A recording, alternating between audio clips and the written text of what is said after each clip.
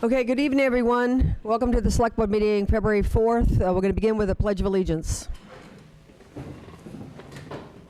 I pledge allegiance to the flag of the United States of America, and to the republic for which it stands, one nation, under God, indivisible, with liberty and justice for all. This meeting is being taped, and it's also live on our public access TV. And to my far right is John Martin, Francine Tishman, Matt Rowland, Chris Fowles is not here today, and Ed Gibson. Is Kathy here tonight? Supposed to be. Okay, our minutes taker. Okay, any announcements or any? I have Just something start? positive to say. That's what I was hoping. Great. So my favorite part of this past week was watching the Super Bowl and seeing the Fletcher family on it during the commercials several times. Did you guys see Yes, that? I Did everybody did see that. It was pretty awesome. Yeah, it is It awesome. was really awesome. Yeah. Yeah, it was on two different segments. Commercial during the Super Bowl. It was for, I think it was for like Cabot milk and Yes. Cabot milk cheese products. But Bob Fletcher's face got a lot of FaceTime with there. Yeah, sure did. A lot of viewers. Fantastic. So. We were on for a dog show or something? Yes. The Super Bowl dog, one of the dog was from Southampton. I think it was a rescue dog. Right. Did anybody see it? No? No, it was in the paper, though. Yeah. Yeah. On the map. Thanks. Yeah. Yeah, excellent. That's it. Okay, we start with appointments. There's just one, Claudia Lucas, reappointment to the Agricultural Commission. We got paperwork on her. Everybody get a chance to look at it?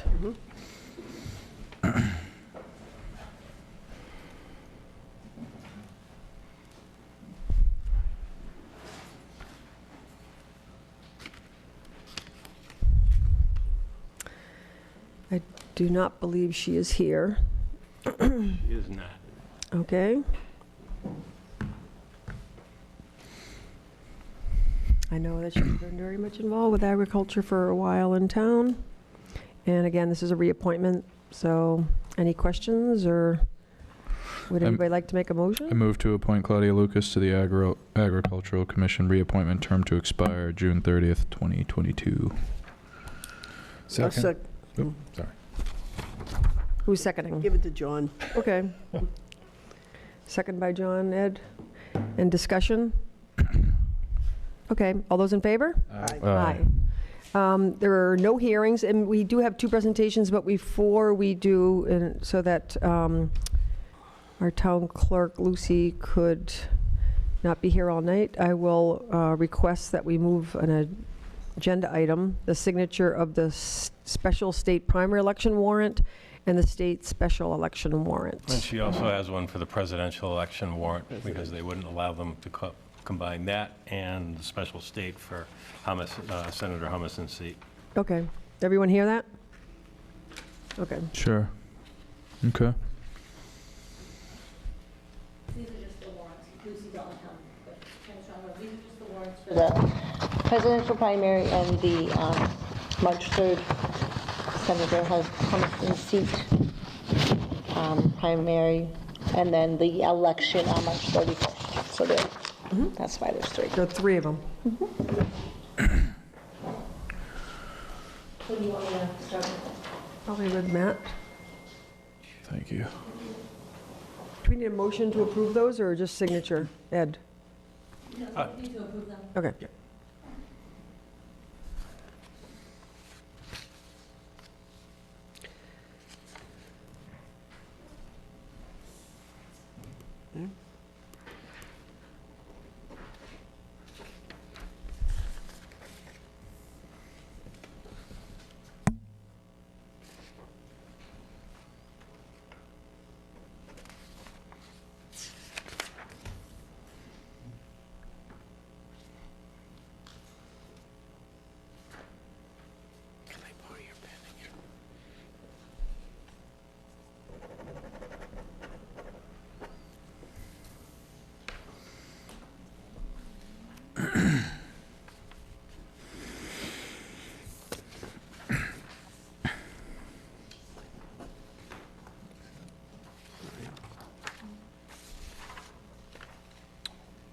So where's the third one on the agenda? I see the state primary and the state special warrant, but where's? The third wasn't because we originally thought they were going to combine the two, but they Oh, didn't. okay. Another one coming.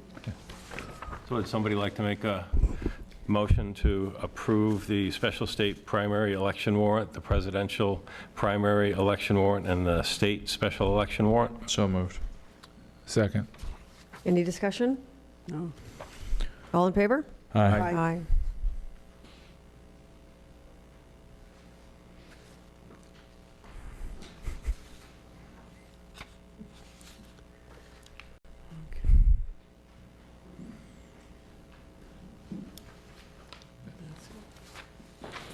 All right, thank you. Thanks, Lucy.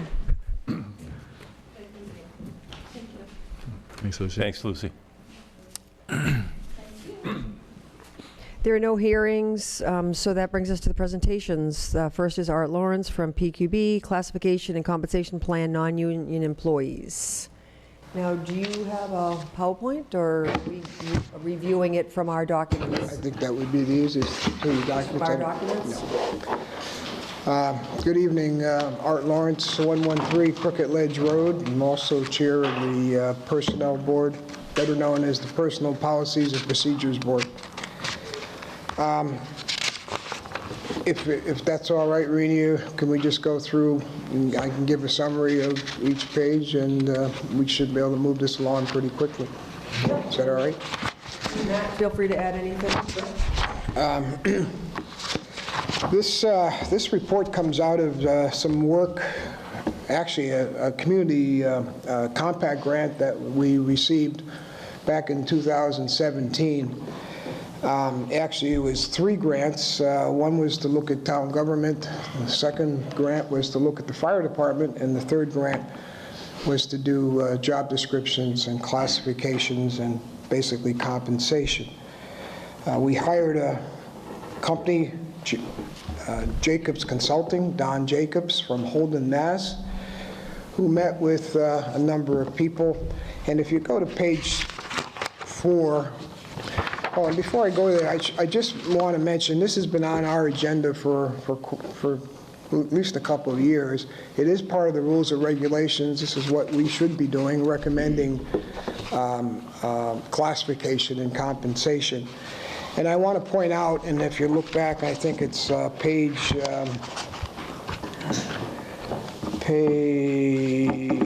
21, just gives you an idea. I took this out of the state. It's a little bit old, but it gives you the unemployment rate for the cities and towns in this area. I culled out those local towns and cities, and just to show you what the unemployment rate is, if you listen to economists, anything under 4% is generally full employment. So people are going to get harder to get, and harder, especially as us old guys retire and old gals retire. It's going to be hard to replace them, especially with numbers like this. I thought it was kind of interesting. In Southampton, we have a 2.6 unemployment rate, and the only high ones are, of course, the cities, Springfield at 5 and Holyoke at 5, and I believe Chicopee was about 4%. If we go back to page 4, this was sort of the study and who did what. Mr. Jacobs started all this off and did the job analysis, an audit, updating the job descriptions and scoring of each position so that we could set up a classification system. Obviously, the Personnel Board, and I always call it the Personnel Board, excuse me, I know John likes to call it the 3 Ps. We assisted with that, and I'll have more to say about that later. Jacobs Consulting also conducted a market salary survey, so nobody from here, so there's no conflict of interest or anything like that. He went out and did the actual market, and he had the expertise and the contacts to be able to do that. He conducted a classification analysis, and basically so did we, and it comes down to scoring of each of the positions. He developed a compensation structure, an updated basically by us. And then I took all the stats and such and sort of weaved it together to come up with a salary schedule, including steps for each salary level. Jacobs Consulting did meet with the town administrator at the time. It was Heather Budrevich. Met with my board and key management staff, interviews with just about all the department heads. He did the survey again, and he wrote the job descriptions, and then he did also rankings and ratings. The PPPB, the Personnel Board, basically changed all the job descriptions and modified them to better reflect the town employee responsibility, seeing that we knew it better than he. And each... Were they all are standardized too in a consistent format? Yes, and I will get to that in a second. And then we also scored all those job descriptions and confirmed his classification and salary levels to conform to that classification system. Number 5, page 5, is all the people we did look at and are in this study. There are 29 people, from the custodian up to the police chief and town administrator. No, fire chief's not on that list. He should have been. Did I miss him? Yeah. I probably missed him on this list. He's further on down. But he is on there. I think that was just... The salary survey on page 6 was basically to try to find towns like ours, basically with the same form of government, the same population, operating budget, income per capita, average tax bill. And with that information and that data, Mr. Jacobs put together a minimum salary, a mid or benchmark salary range, and a maximum salary. You can see the towns that represent it. I'll just quickly go down for people who are watching on TV. Berlin, Mass, Deerfield, Granby, Groveland, wherever Groveland is, Hadley, Munson, and Southwick were the 7 towns that he used for the salary data. What I did was take all the wages and converted them to hourly. It's the only way I could normalize the population, and this included people with contracts. So, and this is a very unique town because I've never seen a place that has so many hourly, I should say, hours in a week. Some people have 30, some have 31, some have 32, some have 40. So I did the best I could. I was also able to get all the employee salary data from the Treasurer's Office, so I think it's, and I know it's fairly, well, I know it's accurate, and I think it's pretty much up to date, even though I did the study a couple months ago. Page 7, again, describing the job descriptions. The nice thing now that we have job descriptions that are up to date, are written in clear language, identify the duties of each position, as well as education, experience, training, knowledge, ability, skills, and competency levels required. We also test for exempt and non-exempt, and so each one of those have those defined. Page 8 starts the classification plan. I won't go through it all. I put it in there just to let you know what we do when we score people, score the jobs, I should say, not the people, the job description. This is all based on the Management Association of America, the National Position Evaluation Plan, which is basically the same plan that Mr. Jacobs used. And like I say, maybe our numbers are slightly different, but overall, we were very consistent with his analysis. And there's page and page of all the things that we look at to score this job. If you go on to page 11, we came up with 6 grade levels. Obviously, grade levels 1 through 6, and these were determined both by Mr. Jacobs and by the board, the Personnel Board. On page 13, we took the compensation, and again, most competitive analysis and such are generally, are based on base pay, employee turnover, and employee progression through the ranges. This is what I did was take what Mr. Jacobs determined from the towns we just talked about, and I added a 4%, I gave us a 4% adder just to represent the last couple of years where people were getting 2% raises. So these grade levels 1 through 6 reflect the mid or benchmark and the maximum pay for each of the levels. Next page finishes up with the highest grade 6. And then what I did was take the current employee salaries and compared it to what the min, the benchmark, and the max. And of course, if you see anything in any of the sections that is a minus, that means they're below whatever that particular range happens to be. I did make one typo, and I do have copies, so I will, just to make this thing consistently correct. The only, it was a copy typo. If you look at grade level 1, and grade level 2, as far as the min, max, and such, they're exactly the same on your copy. So here I just made the change so that I put the correct numbers in there.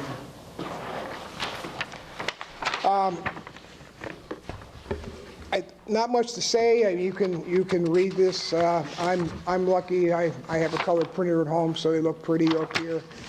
But those are, and I think as you see, as we go higher up into the levels, basically it's the lower levels that, lower salary levels, grade levels that I think really need some attention. On page 17, we get into steps. We had steps here for a number of years, I guess. I wasn't here at the time. I don't know why they went away. We had 13 steps. And what I did was take the ranges and break them up so that they were equal, and broke them up over a 14-year period with an average of about 3.7. Unfortunately, grade 2, it was a sort of an anomaly, and I ended up with a 3.9% for each step. But in general, everything else was right around 3.7. Each one of these is, would be based on a year, and they are very consistent with the steps, at least the approach of what's been afforded to school, police, dispatcher, and possibly the highway department, though I have not seen the results of their negotiations. The next page, 18, it's sort of out of sequence. As I said it was in the attachments, but it's here. This is shows Norris School from custodians to administrative assistants, to van drivers, to paraprofessionals, to teachers at all levels of what their step increases are each year. And I know there's always constant negotiations. Now, these steps, most of them are on 8 steps, some are 11 for the school. And below there, you see the patrolmen and, I should say, the police and dispatch. Just to give you a flavor, an idea of what each of these entities get as far as step increases every year. Next page is the cost, and this is one of these behind the envelope calculations. Please Don't hold me to this too tightly. I did the best I could to get and I think I'm not going to be that far off, but it would cost for the next fiscal year somewhere in the neighborhood of $27,000, $28,000 to implement the first series of steps. The reason I'm reluctant to say, hey, this is exactly what it is, because I guessed at a lot of this as far as years and experience. Like I say, I know a lot of the folks that work in the town, and I did the best I could. So I think it's close, but this definitely would require is sitting down with each department head and finding out exactly, how much experience, how many years the people have in the town employed. And then the last page is page 20, and the findings and recommendations. Again, because of the unemployment picture, I'm worried about people that separate from the town. These positions may be very difficult to fill. I know of one already, though it happens to be a union position. I know Randall's been having a very difficult time trying to find a mechanic. I think we've looked over a year trying to find somebody, or getting close to a year. So this is going to be significantly more and more difficult, and we need to get our salaries up to snuff here. Incumbents should not be penalized here. In other words, they should not lose any pay because of the way this thing has been set up. When a vacancy does happen, we should review that position very carefully, maybe even do a whole new job analysis and updating the job description and reviewing the market for a particular position that may be hard to find. Step increases, I think, are extremely important. People here need to know what their financial plan is. I am very strong, and anybody here that's worked in any type of industry, this is not foreign to anybody. I happened to look at UMass's not too long ago. See, I got a rise out of him, and they had like 18 steps. And that was a very interesting document. I should have brought a copy, but I didn't. And again, the approximate cost, my first shot at this was around $27,500. And I recommend strongly that every 3 years that we go out and do the surveys again, which again is consistent with industry, to keep current with what's out there. I have some attachments here. Like I say, I got the unemployment one. I've got the original data from Jacobs Consulting that I utilized and put together. I happen to have Easthampton's pay plan and their steps. They have 9 steps. They have 3% for each step, and then a 1.5% COLA on top of it. So that's the type of competition we're dealing with. And I thought I had one other one. I had one from Deerfield. I don't know, Ed, did I give that to you? No, it was a separate scan that I had, and I apologize. But again, consistent. I think if you look at some of these jobs, we're pretty. I tried to pick out the ones that we could match with folks here, and again, we're pretty consistent. So that is my presentation. I want to thank members of the Personnel Board, especially a couple, at least one board back, because they took the brunt of all this job description and classification. Let me just quickly go through my notes and make sure I didn't miss anything important. I don't think I did. And I think that's it. I'm trying to answer any questions you might have.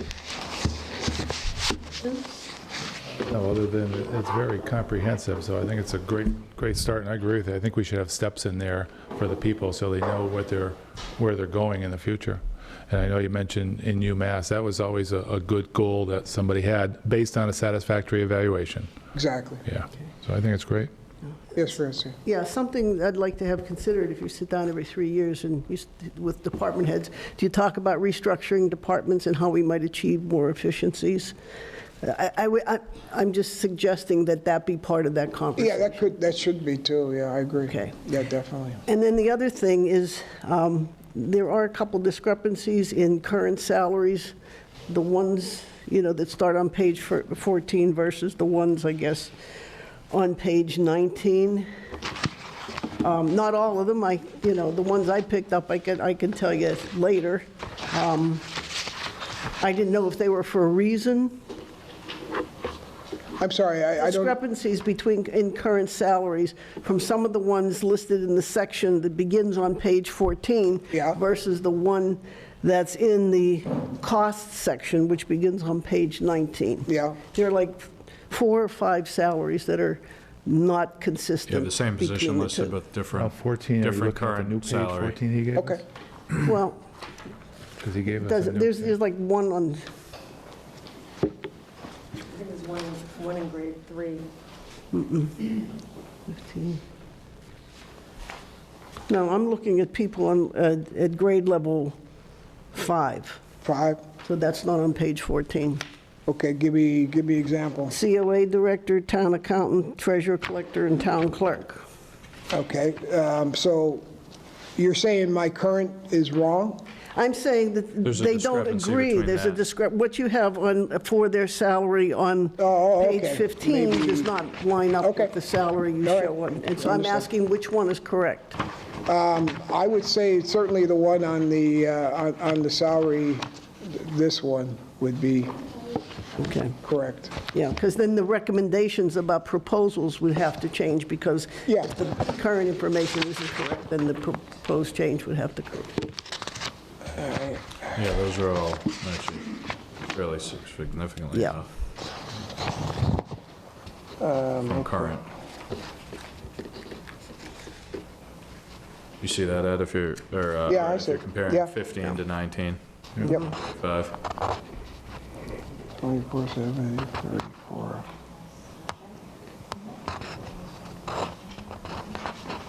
So that would up the Yeah. 27,000. Yeah, I To can catch certainly. people up to something I higher can than certainly redo that.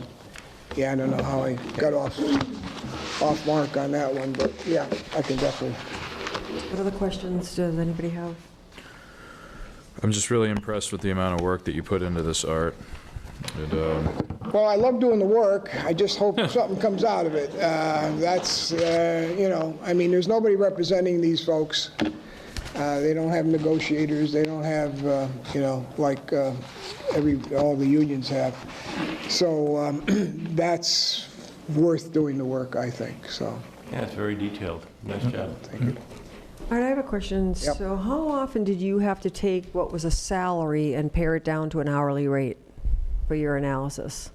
Well, I mean, A lot, probably. all the contract folks, they For all the certainly, contract folks, 5 days a week versus 4 days a week employees? yeah, I believe, no, Vicky wasn't, Okay, so that was taken into consideration? Yes. The fact that it was a 4-day-a-week work week? yeah.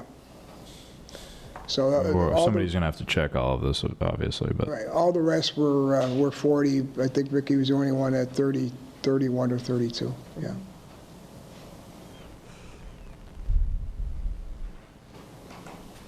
Anything else? Wow, that's really a tremendous amount of work. Thank you very much. Okay.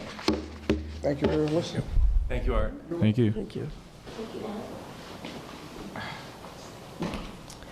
Are department heads right now meeting with finance at all, or is that sort of gone by the wayside? I know that was used to be the practice here, that right before budget time, that each department would meet and talk about the upcoming year and their own budget and make, do you know if that's happening? Ed is handling the budget process. Finance committee is going to get it at a certain point during the process. Yeah, I would hope that they'll start meeting a little more regularly later this month, so. I mean, just looking at, just adding up, like you said, even just starting on, the first couple of steps, it's literally $3,000 for grade 1 and 2 to, you know, if the recommendations were adopted, just everybody in grade 1 and 2 alone is only $3,000 a year. And then Good point. add grade 3 and it's up to $9,500. And there's only 2 employees in that group. So anyway, I'm hoping that there can be a discussion around starting somewhere. Well, yeah, I mean, you're already, I mean, it's already started, right? I mean, you know, I mean, I mean, look at Norris, and look at, I mean, this is a pretty good example of, you know, and everybody says, well, how are we going to do it? Well, we find the money for this every year. So we need to find the money for the other 29, or at least, you know, maybe not the upper management types, but everybody else. So that's my cut at it. Well, thank you very much. Not to sound flip, but, you know, it's, again, trying to represent these folks. And I think you can't run, this is a $16, $17 million operation. This is a damn good-sized business. But when you factor in the salary increases, you have to factor in the additional cost and contributions to retirement and things like that. Is that part of the Which you 27? do for the was that- schools and the police No, and I everybody else. understand, but was that factored into your number No, of these are purely- 27,000? I Yours don't is do just pure salary. These are definitely salaries, that's all. Yep. But that, you're absolutely right, that's the type of stuff you got to do, but you got to be competitive also.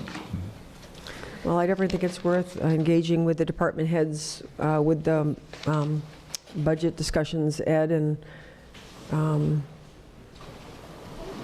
starting with some of the lower grades and seeing what can happen within budgets or in addition to budgets. Absolutely. Have the departments submitted any budget information to you yet, or is that not stuff?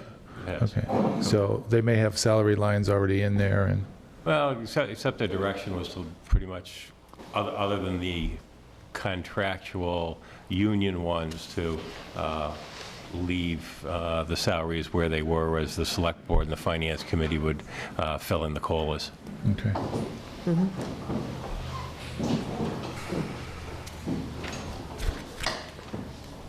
Well, I still think it's worth starting with interdepartment discussions, because there could be efficiencies that would be worth shifting lines. Okay, anything else on that? Then we're going to have our second presentation, VHB, John Furman and Mark Shannon. Is it Shannon? From Design on the East Street Bridge. Hello, John. Good evening. How are you? I'm doing well, thank you. Thank you for putting us on the agenda. Just introduction-wise, I'm John Furman, resident in town, but I'm also the Director of Land Development for VHB in Springfield. With me is Mark Shannon, who is the Managing Director of our Transportation Services out of our Watertown, Mass. office. And we do have a presentation on the East Street Bridge replacement. And we can actually get going on that as soon as the projector warms up. It's coming in, but we have a few graphics to share with you, kind of explain where we've been, where we are with the project. Mark can kind of go through the details and the specifics of the actual design, what the bridge will look like compared to the old project. So basically where we are as far as the project goes, we have submitted 95% plans to both the town and to Mass DOT, and those plans are actually getting, starting the review process for that. What we have left from a permitting point of view is our staff is going to be preparing and starting to work on a notice of intent, which will be submitted to the local conservation commission. We have resource areas that will be impacted as part of the project. And then the bigger permit that's remaining is the Army Corps of Engineers, because we're actually going to be working in the stream bed and the waters of the Commonwealth of Massachusetts. The Army Corps of Engineers requires a extensive permit be filed for the project. They basically, what they look at is to make sure that we're not impacting the waterway, that we still have the flood capacity to pass a flood under the bridge. I don't know if any of you have had the opportunity to walk under that bridge and see what it looks like, but there's probably a dozen piers that have been placed under the bridge, various spots into the riverbed, holding it up. So its time has come, and so this will be a complete replacement. I'm going to step aside and let Mark get up and kind of talk about the specifics of the bridge and some of the graphics we have here. We are available to answer any questions that the board may have. Thanks. And just let me know which Yeah. PDF you want up We there. could go to the plan view, Sure. if you wouldn't mind. Yeah.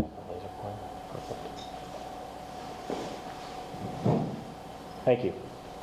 So again, my name is Mark Shavin. I am Managing Director of VHB's Highway Engineering Services, and our team has helped put together this set of plans. There are 3 graphics here. I'm going to stick to the graphics. We also have a detailed set of construction plans if you had any questions or wanted to look further. But hopefully this is well enough and easy enough to explain through these 3 graphics. So the East Street Bridge going over the Mahan River is going to be replaced. As John noted, it is an older bridge. It has some fairly serious structural problems, and it supports our, as John said, a forest of piers that were placed over the years. Well, actually, a lot of its original construction, but nonetheless, there's very many of them. We are planning to demolish the bridge as a whole, as one structure. We're going to close the road, close East Street in order to do this, with detouring around the project area. As the project as the bridge is removed, and I'll get to the sections in a bit, but we will be removing this whole area of the bridge and building a newer bridge which will be wider than the existing bridge. That's in part because we have a requirement through the state process where we have to accommodate bicycles and pedestrians and such. So we're actually going to add, actually, could we go to, there's a cross section, I'm sorry. It'd be easier to explain the bridge that way.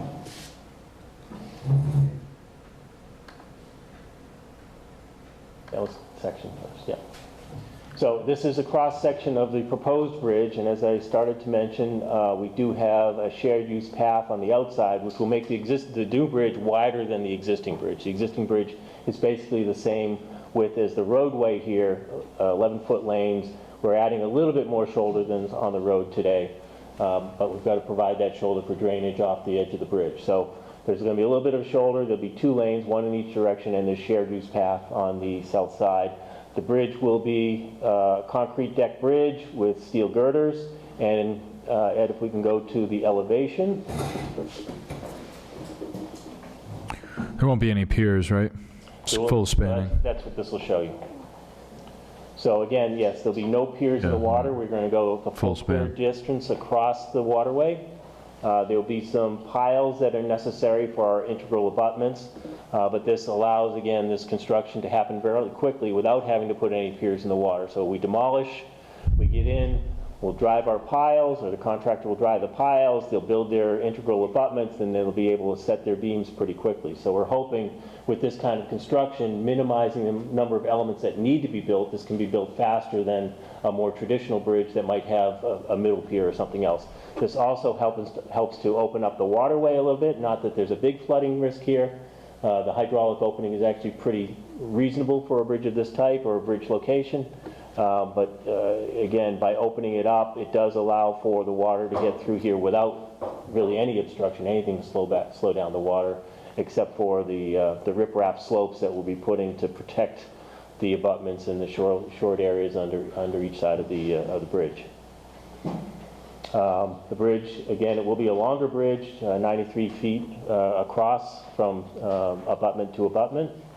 As I mentioned, the plan is to demolish the bridge as a whole, close down the roadway, detour the road, come back, and then repave. If we can go back to the plan, I'm sorry to juggle here a little bit.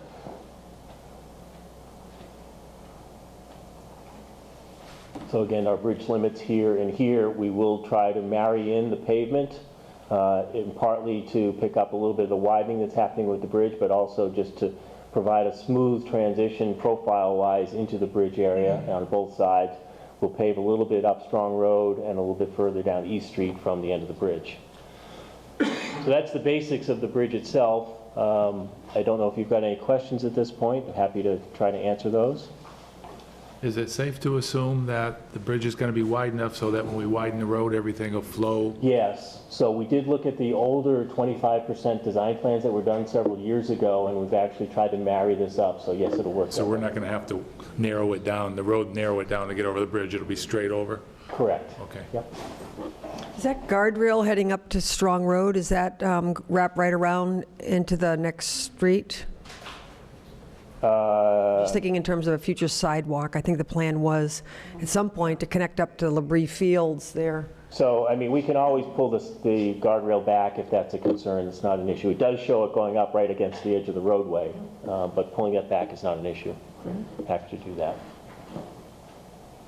What is the current length of the bridge? You said this is 93. What, do you know what the So I current- think the overall length is more or less the same. I think Okay. the difference is that there is, as John said, there's a number of piers there. So every 15 feet or so, I think there's a pier.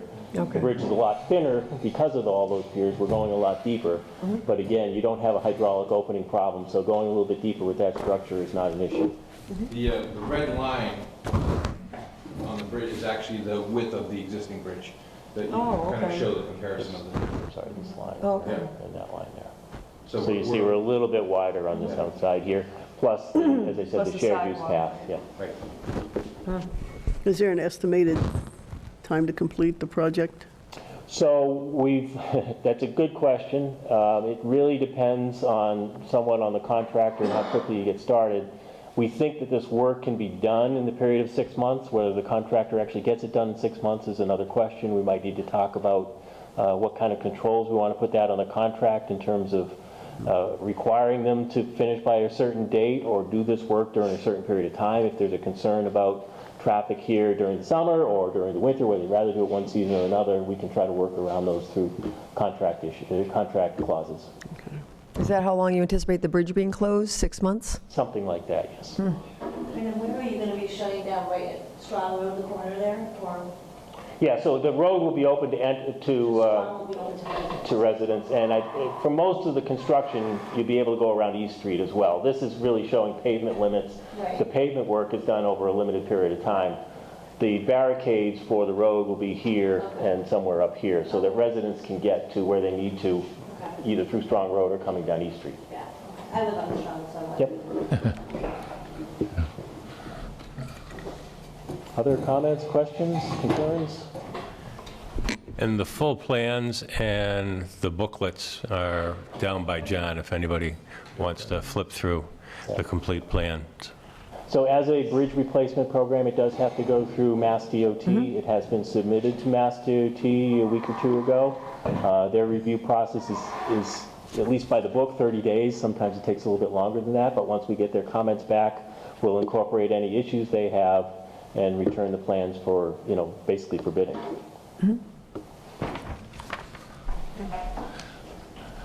I guess my one question is to Randall, and if he has any comments on this. Do not. I've discussed it with these guys. So you're all set. Thanks. When we first walked around and were applying for the MassWorks grant, there was a lot of discussion around the current water pipes, which are extremely old. Is there a plan to replace them and widen them? Because I think they're pretty small right there, right? Well, we've actually, once the bridge is removed, all the utilities that are on it have to be severed and shut down. So that basically includes water and gas. The gas is more of a bigger nugget than the water is. When meeting with Holyoke Gas and Electric, this is a dead-end line coming down East Street, crossing the bridge, and it feeds the houses. It doesn't connect to Route 10. So if we severed this line, anybody from this project to Route 10 would not have any gas.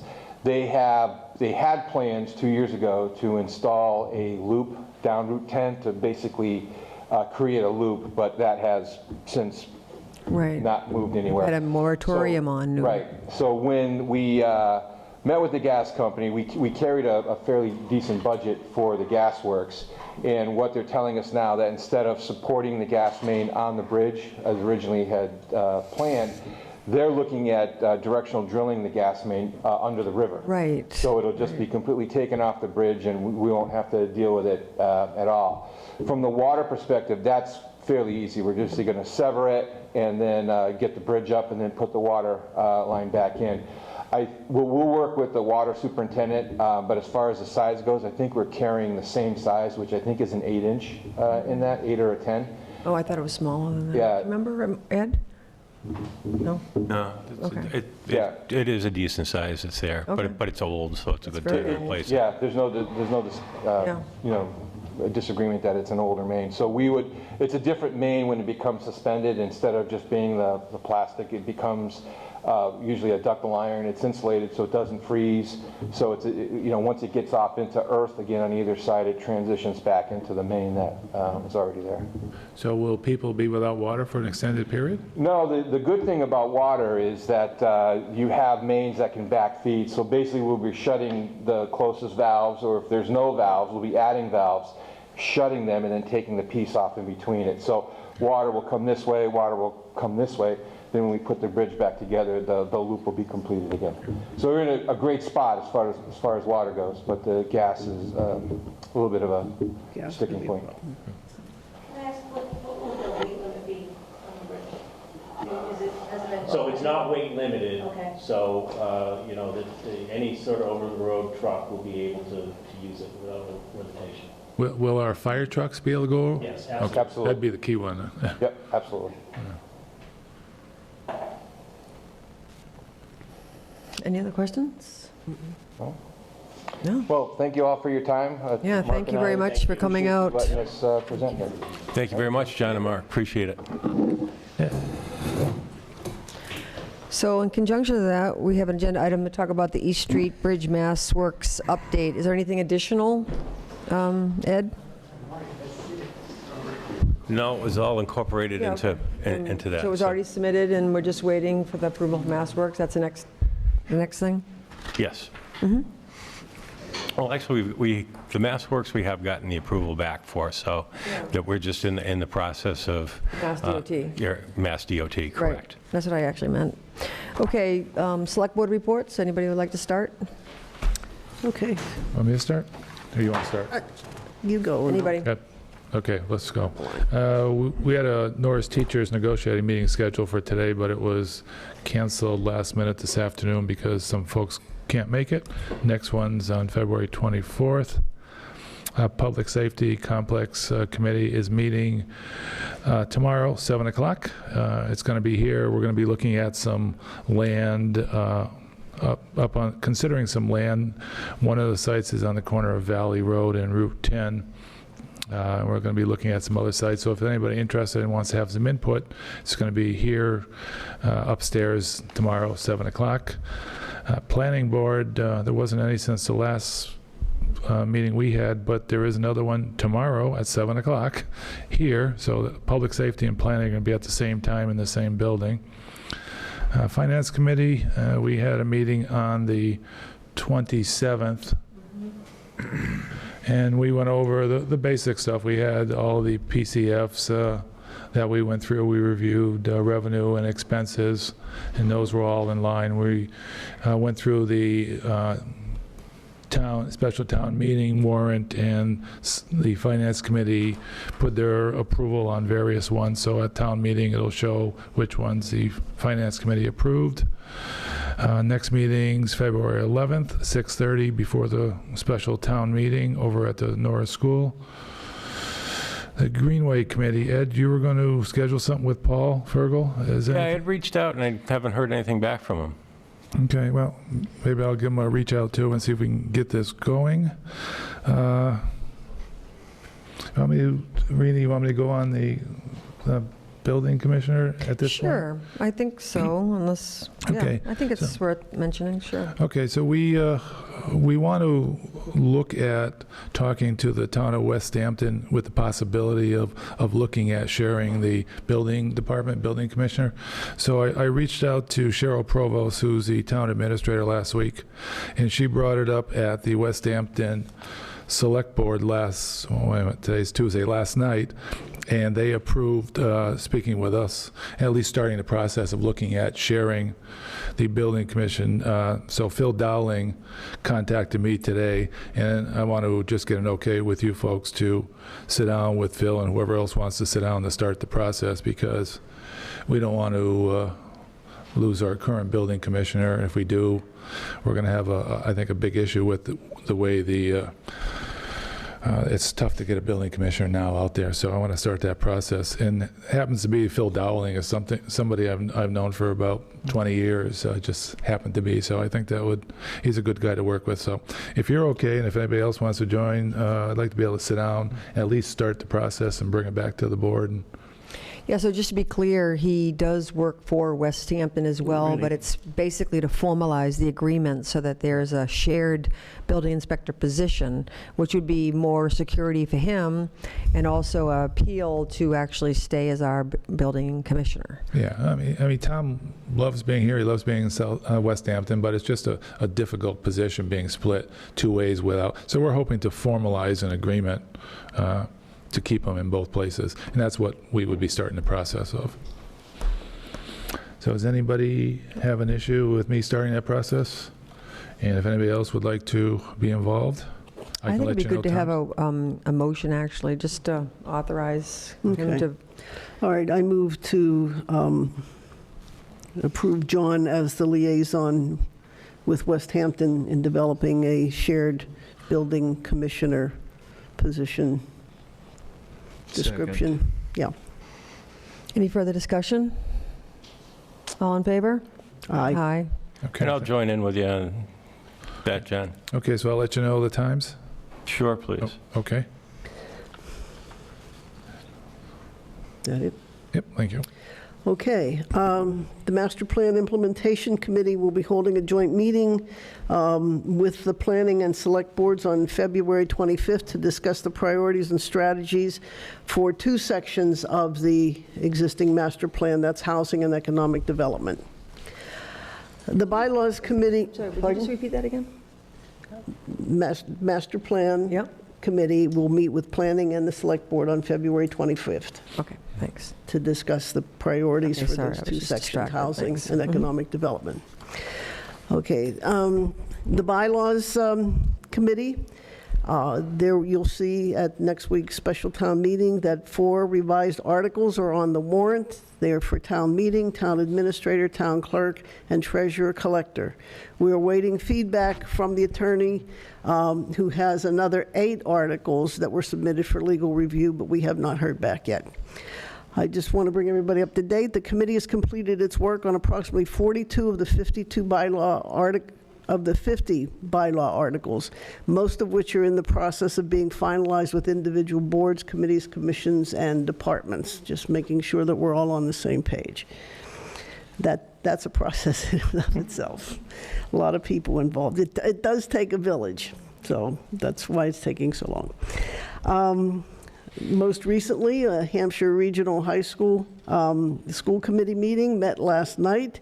I want to compliment the school principal, Smitty, and the business manager, Jones, who did an excellent job providing details and options for consideration by the school committee, whose 5 towns will need to approve the budget at their respective town meetings. They presented 3 options for consideration, none of which is finally approved. There's time to still to think about it, but they proposed a level service budget, which represents approximately a $66,000 increase over fiscal year 20 to Southampton. The second option was a level service plus some curricular enhancements, such as 2 additional school teams, an athletic trainer at a 0.7 FTE, and fees for advanced placement testing and materials, and that represents approximately $101,000 increase over this year's assessment of Southampton. And then finally is option 3. It includes what I just mentioned in 1 and 2, level service and the enhancements as well, and it includes capital improvements.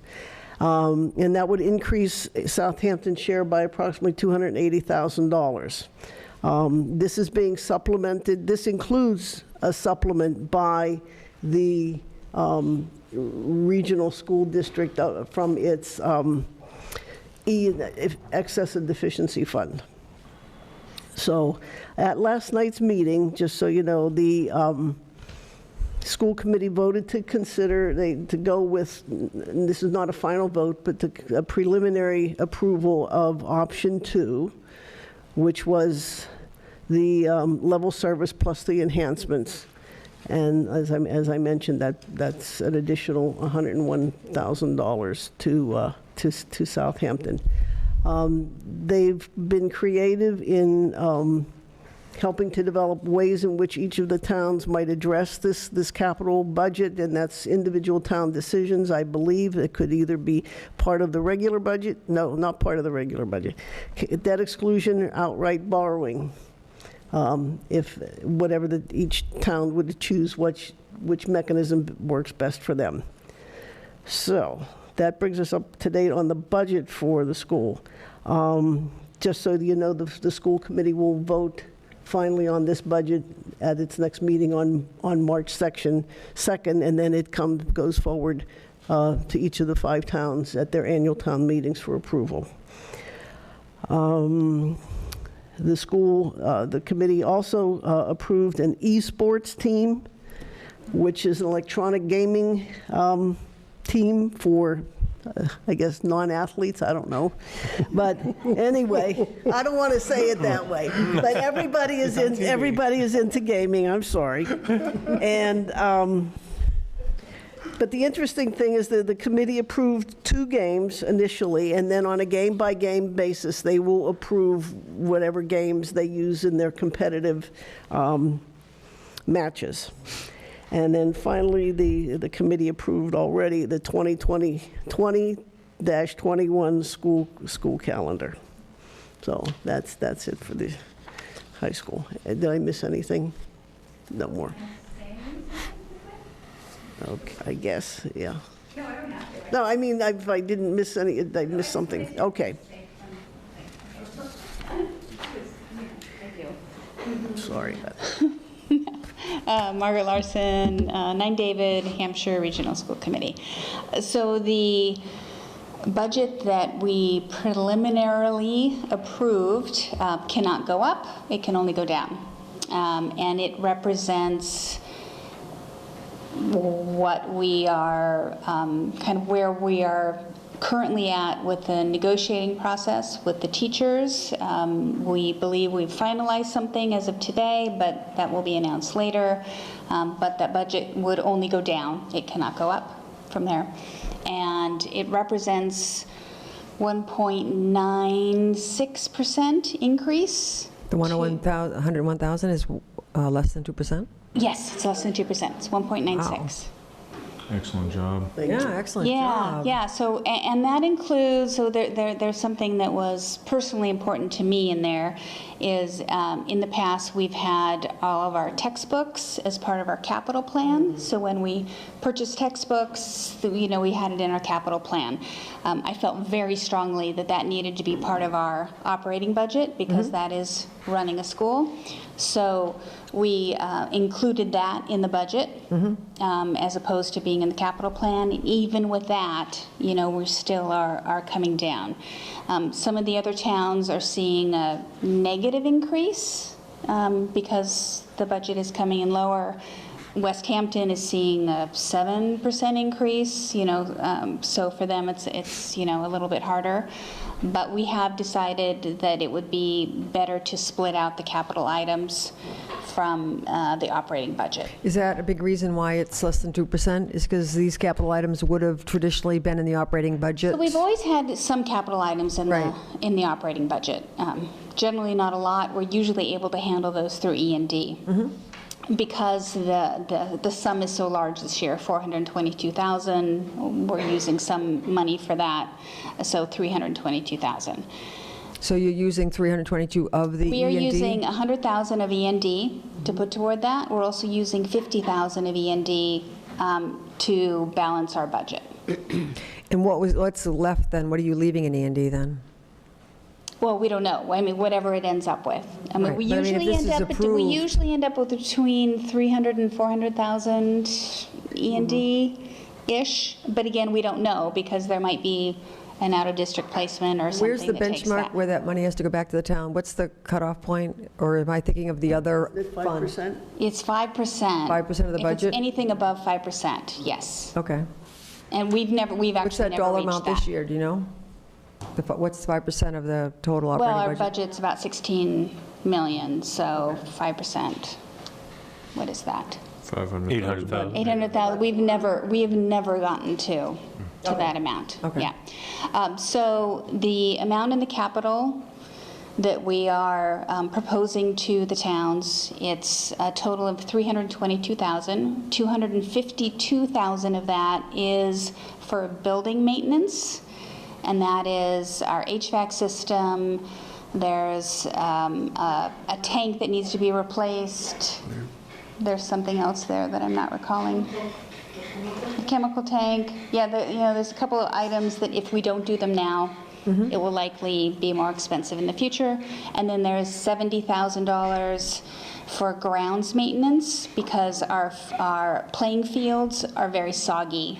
And we actually got to a point where MIAA would not let us hold a game there because of the condition of our fields. So we've decided to, at this point, we're looking at putting those in two separate articles to the towns. That may change over time. We are prioritizing the building maintenance over the other. Because we need 4 out of 5 towns to vote for these separate capital items. If that doesn't happen, we still have that 100,000 that we could put towards the HVAC system, because in our minds, that's the most important thing. Is there parity with some of these capital expenses? Is there a shifting? Because I can't remember in recent years of Never done this before. capital. No. So some of the expenses you would typically be handling yourself, you're coming to the towns to. Correct. Is it parity with North School in terms of the type of expenses, or is that usually operating? HVAC and grounds maintenance, building maintenance? Building maintenance, I'm just surprised that that's being a request as a capital. Well, the building maintenance includes these major items. So it's $160,000 for HVAC. It's $70,000 for the water tank. So when the school was built, there was some money reserved that became kind of a maintenance fund. And that has been drawn down over the years. So that was 20 years ago that happened. For 10 years, we have not asked for additional capital money. We have worked it in our operating budget through E&D, or just managed to scrimp and save here and there. This is extraordinary. We don't feel that we can do this. If in fact we included all of those items in the budget, the increase to the Southampton assessment would be 5%, as opposed to less than 2%. So we know the money is still coming out. We're Right. hoping that the towns can be, What's that? That'd be 800,000 at 5%. Yeah. yeah. Yeah. So we're hoping that that this allows the towns to be a little bit more creative. Not all the towns want to have it in a separate article. Some of them want to have it in their operating budget, but this is what we've deemed, and Tammy and I felt very strongly about that and proposed this as the budget we were going to choose. And really, it depends on what the project is. If you would look at it as, building maintenance, or whether it's an actual capital expense. I mean, Right. to me, if, you're going through and cleaning your ducts and changing your air filters, that might be building maintenance. Right. However, if you're, replacing compressors or what have you, that's, a capital expense. And in the past, we've, and we have a 10-year capital plan. So for example, the refacing of the track is going to be $100,000. And we just did that 3 years ago. We're going to have to do that in another 10 years. That's in the capital plan. We're not expecting to go out to the towns and ask for something separate for that. And so the other... How would you distinguish between something like that and the fields for 70,000? Like, it sounds like they're in the same kind of ballpark. For Pardon the what? pun. I'm Like when sorry. you talked about replacing the track, it's $100,000. You wouldn't come to the towns for something like that. But didn't you just mention $70,000 for repair of the fields because they're wet? So where's the difference between Well- those two types of things? So I think that we just looked at this being a year where there were a large number of items.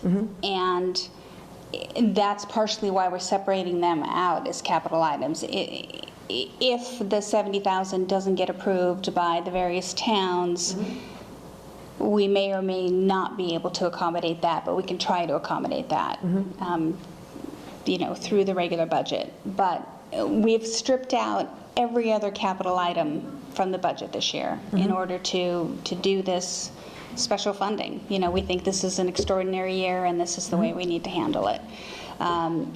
One of the topics that came up last night was Worthington's contribution to the capital items, and so it's possible that we will, see if Worthington will contribute to this. It is not in the contract. They are not beholden to do that. We will probably ask the question. And their contract is up for renewal next year-ish, and so we're Their looking at how to contract do that. is, because weren't they considered school choice in? They students? are. They're school choice and they're guaranteed. They pay, our regular school choice in is $5,000 per student. They pay $7,500 per student. At 25 students, that's another $62,000 a year that we're getting above the regular school choice. They also contribute to our central office. But we're looking at them because they are part of our community of people, and they get guaranteed school choice, whether or not we should be asking them for additional And contribution to the they've had this capital. relationship with Hampshire Regional for what, about 9 years now? 6 or 7 years, something like that. Yeah, something like that. Yeah, If they're coming in as school choice, just school choice, they are. anybody else coming in as school choice wouldn't have to Right. pay anything for that field, right? No, but they are guaranteed. So they get priority over every other school choice student. So if at some point we cut off the number of school choice students we're taking, we're still taking Worthington So the students. agreement says, okay. Correct. So they have an advantage over, let's say otherwise, why would they want to pay it? Yeah. Yeah, and they're paying extra because they, so the DESE requires any community that doesn't have a high school to contract with a high school. And that's just the agreement that we came up with, that we feel is mutually beneficial. And they pay their own transportation. And they pay their own transportation, which is a big deal. They were paying for the front office, but that was, I thought, when they did not have a superintendent, or the superintendent was mentoring their district. I thought they hired their own administrator in They Worthington. have, so they still pay for a portion of our central office expenses. That has slowly decreased over the years. So they're not paying as much for IT support anymore, a little bit. They're no longer contributing to the superintendent's salary. So that's slowly decreasing, but they still use some of our central office services. I can't remember, it's like 14,000, something like that they're paying towards that. What was the E&D balance at the end of the, so you're kind of at 300,000 to 400,000. Yes. How much did you use over the course of the fiscal year? I don't have the answer to that. I can find that out. Yeah, just curious. And when we're ready to talk about it, the Yeah. principal is happy to come, and so is our business manager.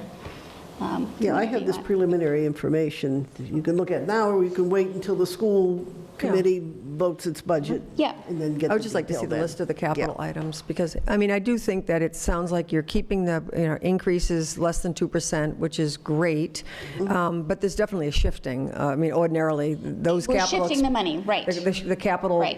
would have been right in there, it would have been much closer to 4% or more, and now it's kept reasonably low, and then the towns are now... These items were not even in the capital plan. Okay, so they were not. would have been funded in the operating budget? So the HVAC system is, we're having problems. We had leaks, we had some other things. And then the chemical tank was something that needs to be emptied every year-ish, and now it's having to be emptied a lot more, and we believe that's because there's some problem with it, and so that needs to be replaced, and, you know, there's some other issues that came up. Those were not in our capital plan. Right. And the field maintenance was not in the capital But plan. in years past, what I was saying is that typically these things would have been added to the operating budget, and there's a little bit of a shift happening because we've never voted as a town Right. on regional capital expenses. Right. So I'm just saying that ordinarily It's they would. unusual. It's unusual. Yeah. And there's a shifting to keep the operating budget that the school committee is voting on less than 2%, but a lot of the capital things that might have been funded through the operating budget are being shifted over for the town to vote on separately. Again, it's not, these things were not in the normal capital plan. So we are continuing Yeah. our capital plan as is. I think the Right. only thing that we're funding is a couple of technology But items I from the think what I'm capital trying to plan. say is that the money is being shifted over and requested year. as a capital expense. Correct. That's For what this I year, meant to say. yes. Right. And so Right. the total dollar amount coming from Southampton is going to be the same. You know, If it's as if we approved. had it in the budget or Coming out of two not. pockets instead of one. It's coming out of two pockets instead of Right. one. Again, this is unusual. It's not something we anticipate continuing. You know, we can't promise that. If And the roof town has the caves in opportunity to or vote something. for or against both of Correct. them. Okay. Yes. Now, the books, how much were the books that you normally keep outside the operating budget, dollar-wise? You said you took the books from capital, put them in. Textbooks? Yeah. So we have had traditionally about a $50,000 line item in capital expenses for curriculum, textbooks, et So you were cetera. able to shift that into operating and still keep it So we under 2%. shifted that, yes. So that's kind of a different, so you absorbed some of the capital in We this did. time. So that's a good thing, too. Yeah. Yeah, Yeah, I agree. yeah. And that's going to continue going forward. You know, I feel pretty strongly Once about it's that. there, it's, Yeah. makes sense. Do you have something? Yeah. Tammy Walunas, 298 College Highway. Rini, you were asking about the E&D beforehand. Yeah. Earlier in the school season, we had that flood. The pipe broke. We didn't have to come to all of the towns and say, we need this much money. We use the E&D. That's why we have that there.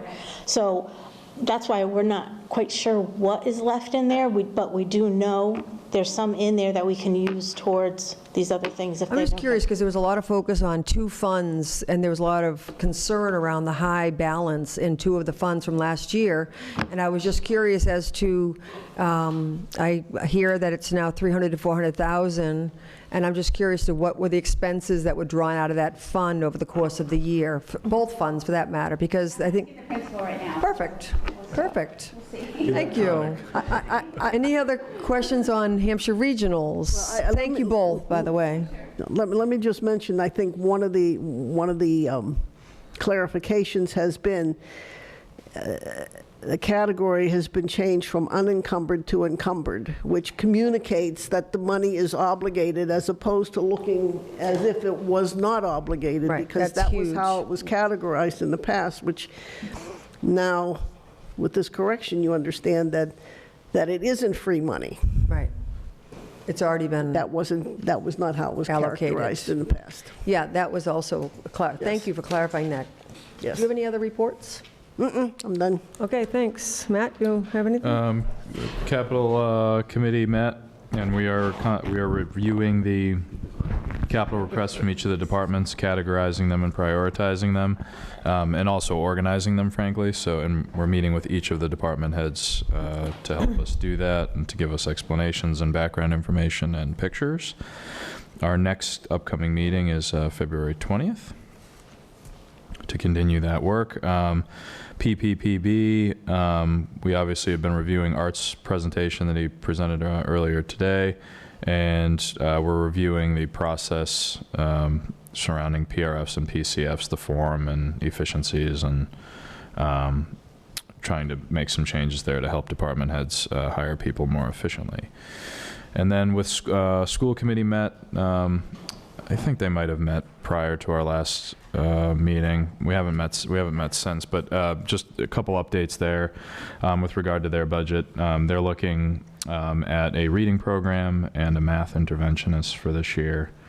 And I think, Margaret, you were at that meeting too, so if I'm forgetting anything, just let me know. But Those are the two things that they've signaled out. For background information, they added a math program a couple years ago, which you folks might remember. This was previous to my election to this board. It's called the Bridges Math Program, and apparently it's been a roaring success, both with the teachers and with the students, and it's organized their math curriculum really well. Great. They don't presently have a reading curriculum at the school, so they're looking to try to do the same thing with reading.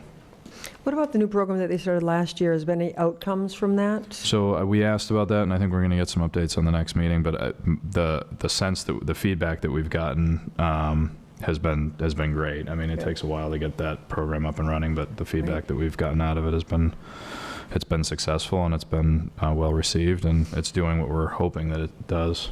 Great. Yeah. Sorry. So one of the big issues that came out of that meeting, and I think is a concern for us at Hampshire as well as Norris, is that Easthampton is going to be building a new school.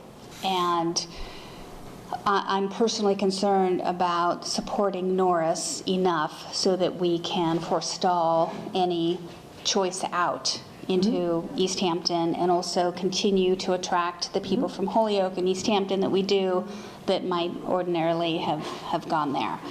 So, you know, we all encouraged Norris to ask for what they need in order to support their school properly. Yep. I don't know what that means exactly, but I feel like that's important. And Yeah, that was the something gist of the discussion, because Margaret's right, and we did discuss this, like, you know, in the coming years, they're going to have a brand new school down the street.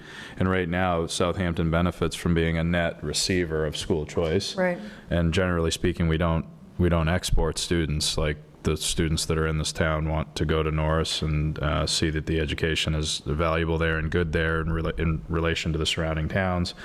But, you know, I think the concern is that with the addition of a new school in Easthampton, is there a possibility of that changing the balance of things? And I know that, you know, the Norris school does do a really nice job of keeping class sizes small while also receiving in-school choice kids, and that benefiting the school with the, you know, to fill out the classrooms and round them out, and benefit from the money associated with that. Whereas if, you know, we're not receiving as many school choice kids and we're struggling with, you know, rounding out the classrooms, and then that coupled with exporting more students out, it just becomes a harder balance to achieve. So it's something down the line. It's a couple of years away, or it's probably sooner rather than later, but we do need to remain competitive in that space. Or else frankly, our budgets could run further awry.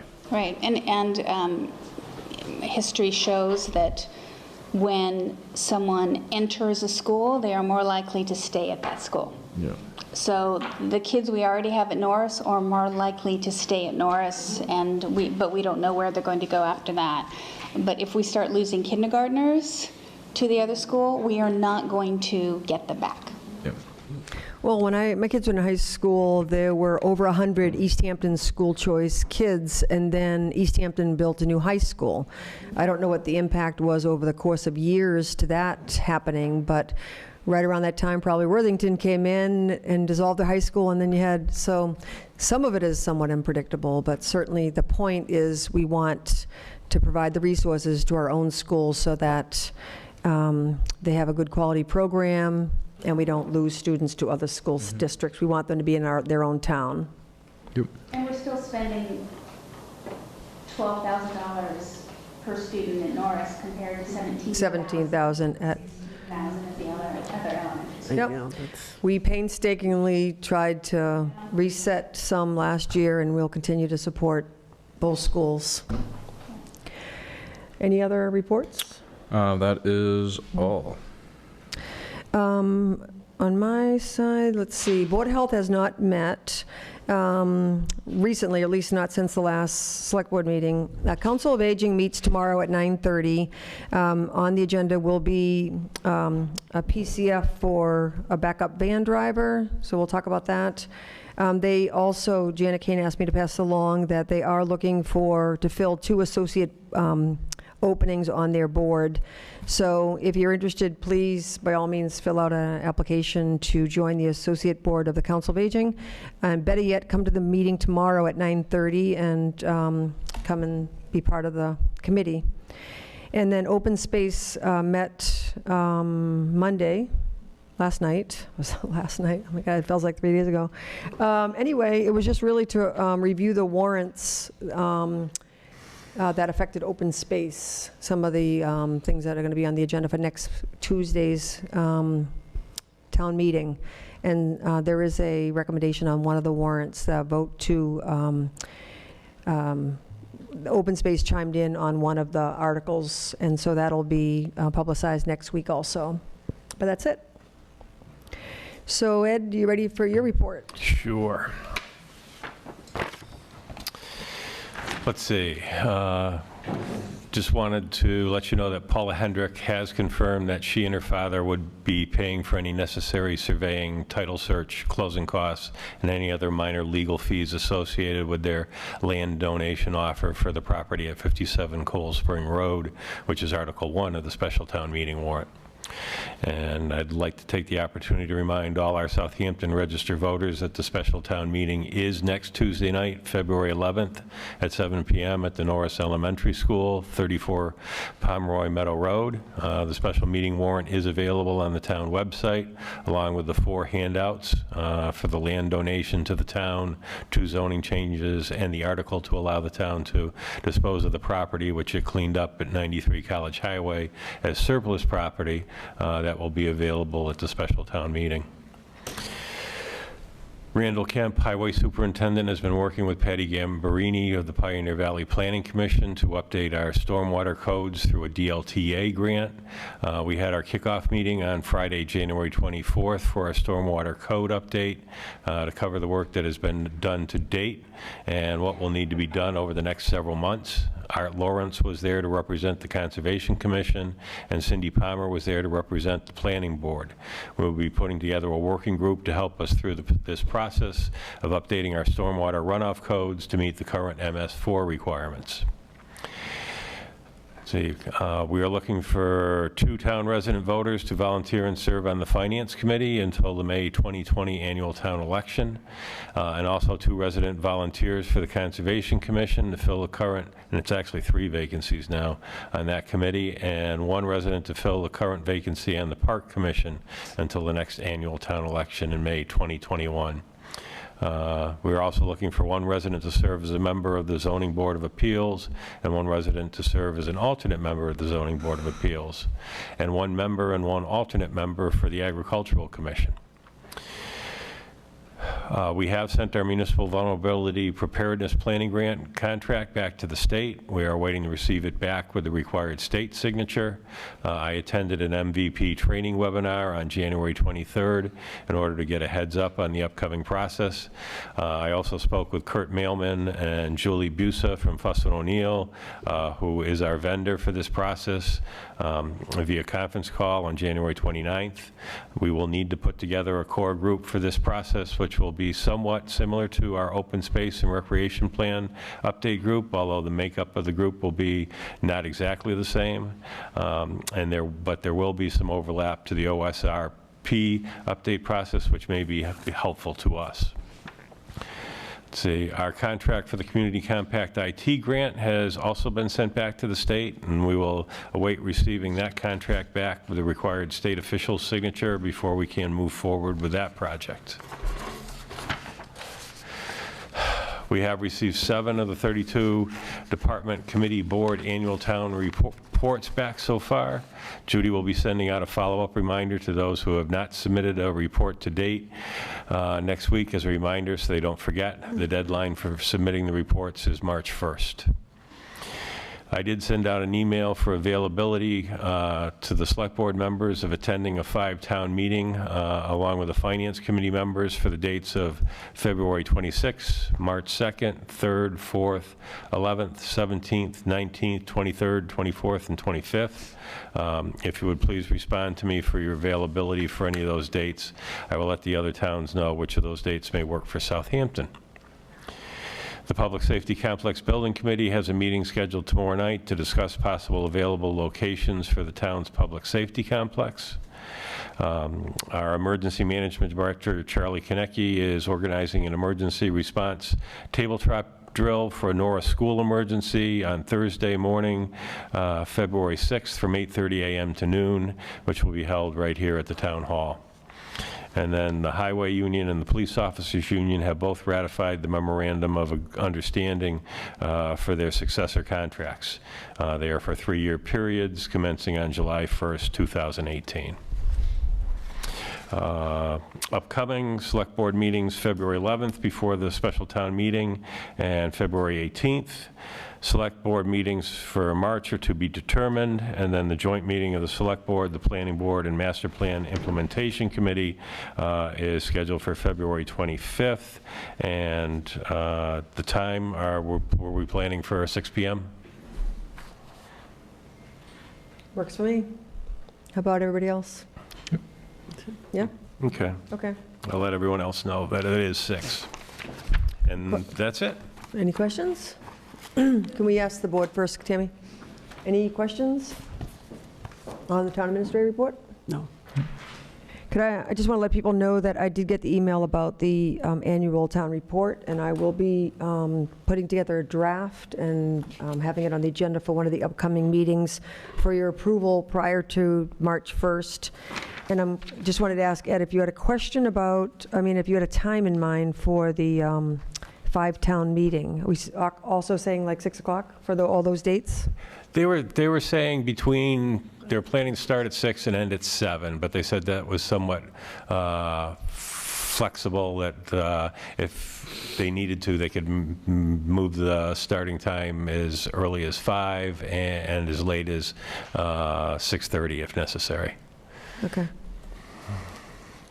Does anybody have a preference on that, or? Yeah, Francine and You sent you to? yeah, Okay. and Matt have responded Okay. to my email already, so I've got their availability. I just sent mine, so. Okay. Thank you. Geez, you guys, didn't this just go out today? No. It was recent. It was recent. It was yesterday, I believe. Yesterday? Yeah. You're on the ball, you guys, wow. But I figured I'd take the opportunity to follow up tonight, too. Yeah, so. thank you. Like reminder, okay. Any other questions? Tammy? Highway. Select board members, what if we had a listing of all of these positions that we need to fill at our special town meeting? I asked that last time, and I think there was, it had to be approved, and it's not, During the meeting, it's not in the warrant. yeah. It's not on not in the warrant? No. You can't even be a sign-up when they're picking their stuff up? Let's talk. Okay, because not everybody hears what you're saying that we need, but they're coming in, they'll see it. We need this, people, we need this, we need this. Right now, they just hear it, but they're not thinking it.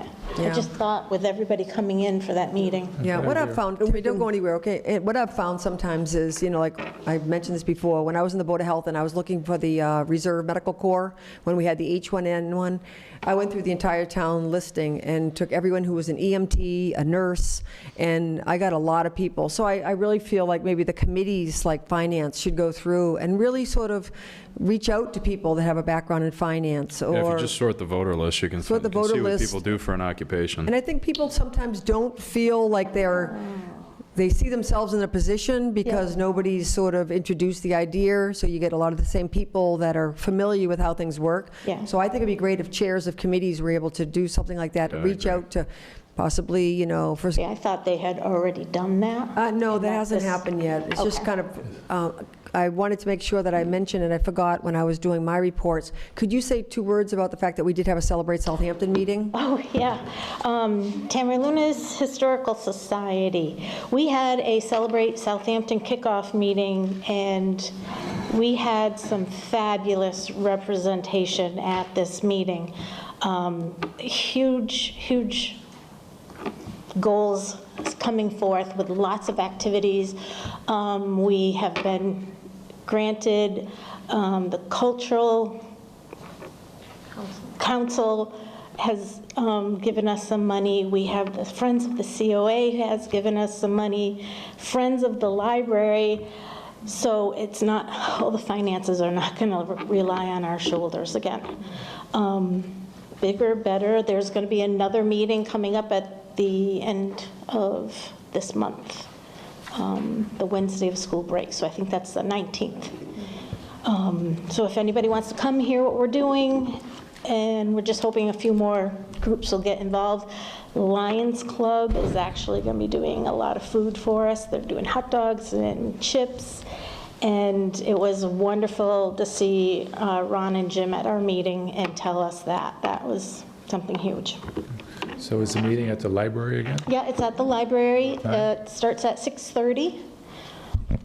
And I'm pretty sure it's that Wednesday, the 19th. Right. Yeah, there was quite a few, and from people coming, we've got some new things that are going to be happening. So that's good. Thank you. Yeah, thanks a lot. You were talking about the voter registration list that people can use that. Is that online? No, so they have to come in and physically get one from you in the clerk's office? I put a list up of the openings that are for elected positions on the website. Okay. And I also put it out on the board, so if, finance, But if anything the that's chair of the elected. finance wants to get that listing, he should go to the clerk's come office see and me, see yeah. you. But Lucy, in the past, I've received several different times updated voter list. You can't really manipulate the list without having it as a Excel file. So isn't that available? I've received Yeah. Yeah, yeah, You have? yeah. Well, not in the past from Janine. I mean, it's public record, so it's basically, Didn't we discuss this, having it online? I mean, I've gotten it from Janine in the past. It was always updated. And we were I don't- told that we I- can't have I it. think we discussed the street list, not the voter list. Oh, the street. That's what they're talking about, the street list. yeah. Both. I've gotten both in the past, because I've got a list of everybody that voted in the last, 5 elections. Oh, yeah, but I don't put that up online. Right, but it's Right. public record. Right, but I don't put that I online. don't Who has say voted at the what they last- voted for, but that, Right. just the fact that Just they that they voted. came in and Yeah, voted. but I don't put on the list, I don't put online who voted at the last Right. elections. There were no. 2 separate documents. One was the street listing and one was the voter history. Yeah, It's And fine both that of you them don't available. necessarily post it, but they're all public, it's all publicly available. You just have to Right. request it. Request yeah, it. right. Yeah. Yep, just request, yep. All right. Thank you, Tammy. Anything else? Any other reports? I'd just like to add again to the vacancy list that we need 2 people for the bylaws committee. Okay, thanks.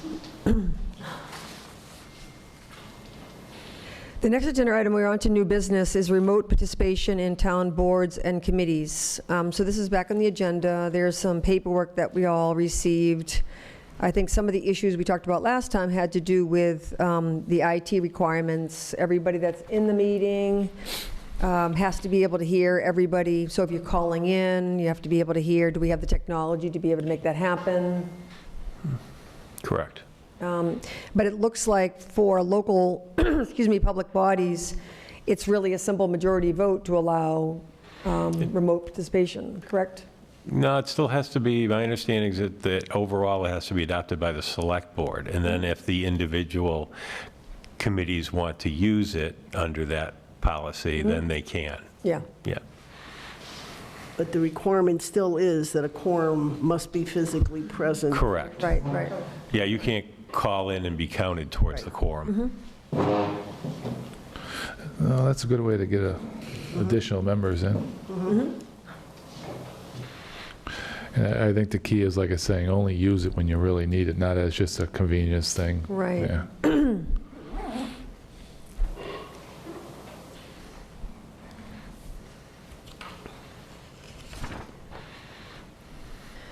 Are you aware of any other towns that are currently have adopted this?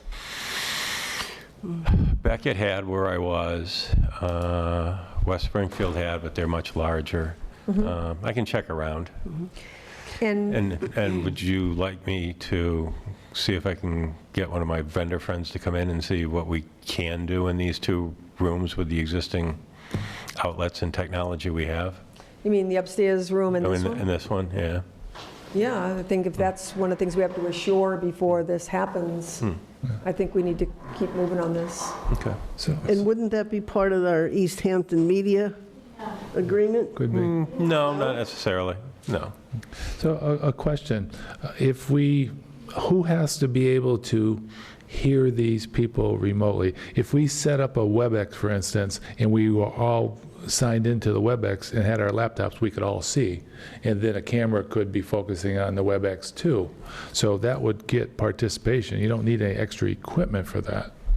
Well, that's the committee. That person in the back of the room has to be able to hear clearly Right, well, I everything. guess the question is, what's the gentleman's name from ECAP? Yeah. Tim, sorry. If we had a WebEx up, can you sign into a WebEx, or can you put a camera on a laptop and broadcast it over the speakers and everything? Haven't the slightest need to speak to my executive director. I'm not sure. Sorry. Okay, because a WebEx is an easy way to set up. And then the person, though, who's remote has to be, according to this, clearly visible to all persons present in the meeting location. Yeah, and that, in the WebEx, Can do that, too. yeah. Okay. How many of these people in meetings are going to have laptops to do that? I hate to say, I think a lot of I mean, people it's a have. discretionary thing. It's not a necessary thing. Right. It's voted on by the. And I was thinking it's probably going to be more phone than video. Yeah, which, I mean, in its simplest form, like, why can't it just be, like, most of the meetings that I go to, this could easily be done on the speakerphone of an iPhone, and everybody can still hear it.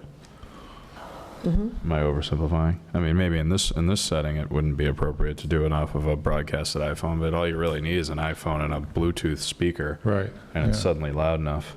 Yeah. Yeah. Do you know what I mean? Yeah, I have a Yeah. portable speaker that I Yeah. use for meetings, and it's incredibly loud. In fact, it's Yeah. too loud. Yeah. We probably all have Bluetooth speakers we can bring in. Yeah. Yeah.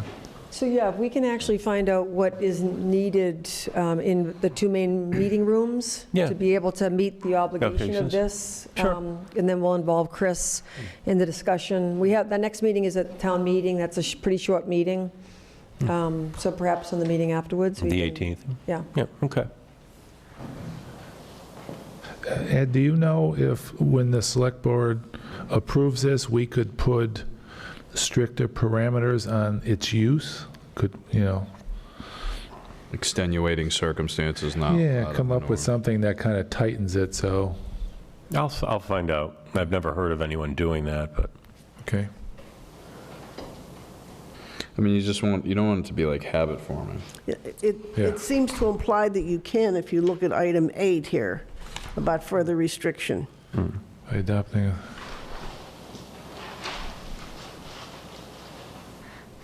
Yeah, there you go. Regional did it. Yeah. That was because a member of Southampton was moved across states, Yeah. and it worked out for him. That was back here.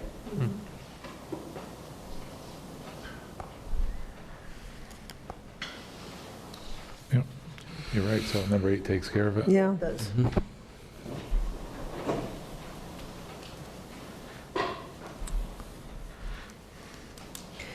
Number 8 basically just says that further restriction by the adopting authority does not permit any person or entity with the authority to adopt remote participation pursuant to, from enacting policies, laws, regulations, or regulations that prohibit or further restrict the use of remote participation by public bodies. So it seems like it's already included in this. Yep. So again, you have to have a quorum in the room anyway, so it's just encouraging or allowing people to participate remotely. Which would be a good thing. Which would be a good thing, Yes, it right. would. And that would accommodate a lot of people who otherwise can't always participate in meetings. I mean, people who, I have the good fortune, I'm retired, so I have much more flexibility. But there are people who work who can't always come to meetings, and this would be a wonderful accommodation, be a way of getting new people, younger people involved in town business. Which is why I always ask about these 5 o'clock meetings versus 6 o'clock meetings. Right, right. Big difference. And I know Chris shares that. Well, Yes. she and I have talked about that, yes. Yeah, okay. All right, so we'll add that going forward. Okay, Old Town Hall study. Yes, I spoke with Bob Kozub, and the Historical Committee is going to try to get a meeting together in the next week, which I will attend, so we can have a recommendation for an engineering firm to move forward with that envelope study.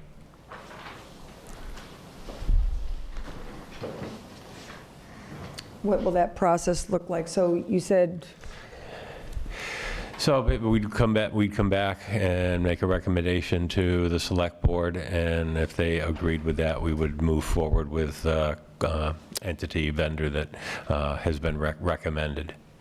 Yeah. any questions about that? Okay, Route 10 traffic study, follow-up discussion. I asked to have this put on the agenda because there's a tremendous amount of information online in social media about the new speed limit on towns. So I just wanted to mention that when the road was reconstructed between Gun Road and the center of town, or primarily Pomeroy Road and Gun Road, a traffic study was requested because the road was widened, and obviously there's a wide multi-use lane, and the results of the traffic study found that the recommendation, actually, there was a request about going from 40 to 30, and it came out as the recommendation to have it be 35. So the speed limit was changed to 35 from 40, and it sounds like, you know, public opinion is most people are in support of it, but there was a little bit of opposition, so I just wanted to say that it was based on a study. It's a state highway, and we more or less adopted their decision, or it was even out of our control because it was a state highway. Right. Correct, and it was actually one of the first things from one of the first meetings that I was the town administrator, because it was an offshoot of the Safe Route to Schools project, which was done. And I think the police chief at the time and the select board had brought up that some people had mentioned the fact that, okay, that project's been done, it should increase pedestrian traffic, you know, both for going to the schools and just for exercise, and how could we go about, you know, seeing if the speed limit could be lowered in that area to make it safer as part of the safe route to schools. And the select board asked me to write a letter to Mass DOT District 2 to request a speed study be done. We did that. Their recommendation came back after they did the speed study and checked the area.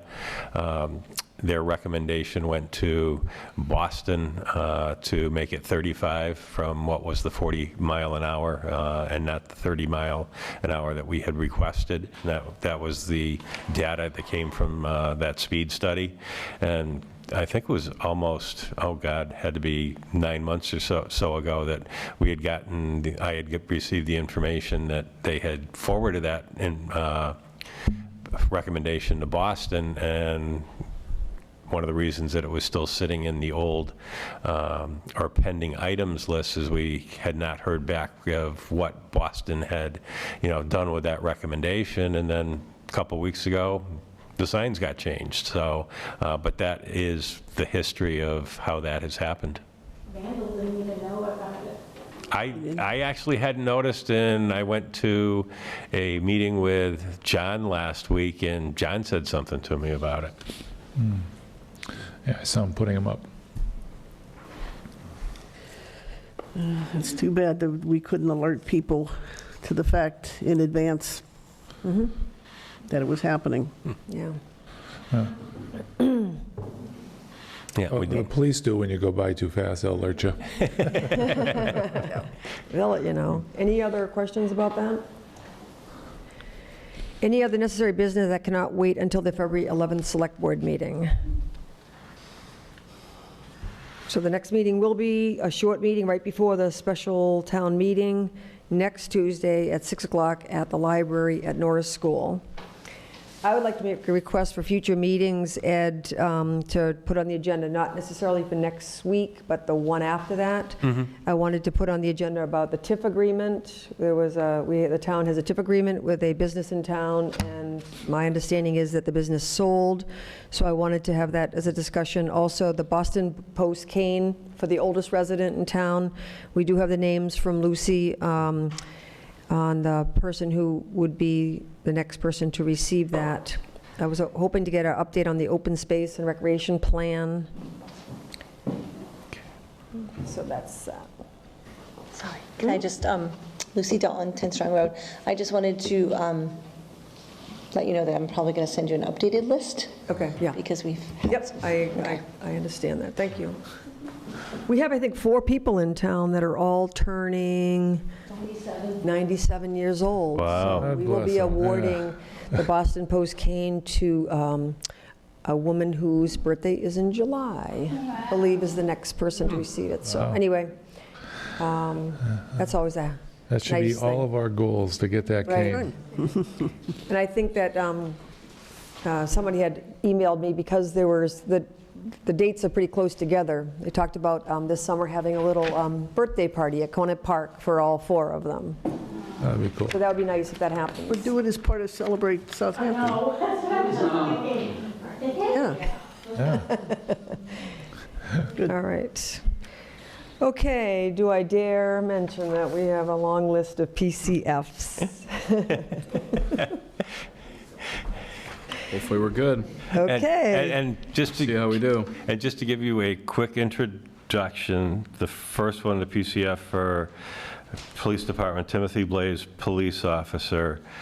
This is the one this one's coming back after being corrected, and Chief Illingsworth also wanted to remind the board that this one is also conditional on the fact that they received the 270-day waiver for Officer Blaze to attend the police academy and that waiver is given by the Mass Municipal Police Training Commission. So he asked me to remind the board of that. And then the other ones that are on here, just to be clear, I've taken out of order again, just to move them on, is because the Finance Committee wasn't scheduled to meet until the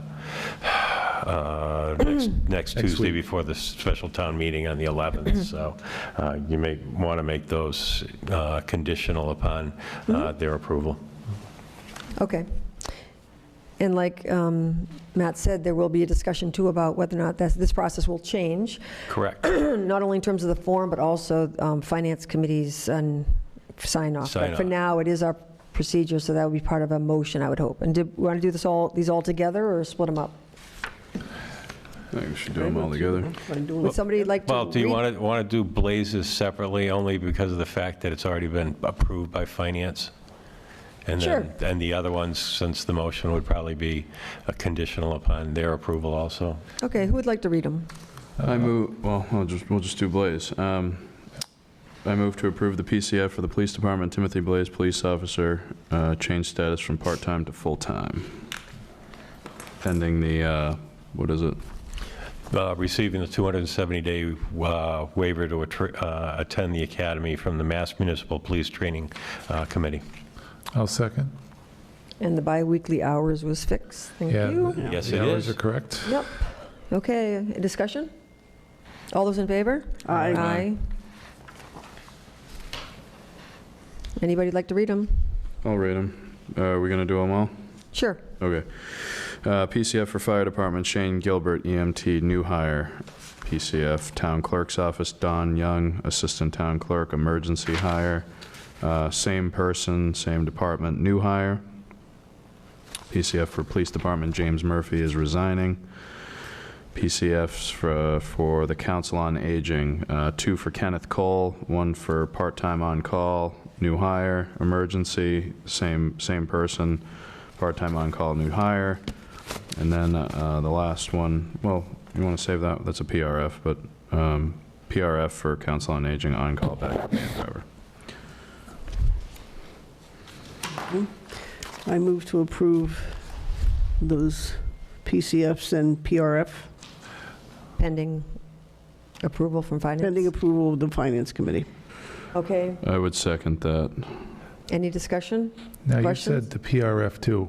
Yeah, I did. Yeah. Okay. PCF I thought and Matt was saying we PRF. were holding it. No, I read it. And Okay. I'm cool with doing it. Good. Is there any question about the PRF? Nope. Nope. Are you comfortable with doing them all together?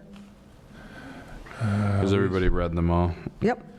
Yeah, do we need the one for James Murphy signed by the town accountant? I'm just going through these quick. And It has been signed by the town accountant because I noticed that today and took it up to her. Okay. I think everything checks out on these, which is I didn't see anything that fell out of place on them. No, they look Nope, nice. I didn't either. And thank you, because they're all like appropriately checked, non-benefited, hourly. Yeah, they're buttoned up. All right, so we have a motion and second. Any other discussion or questions? All in favor? Aye. Aye.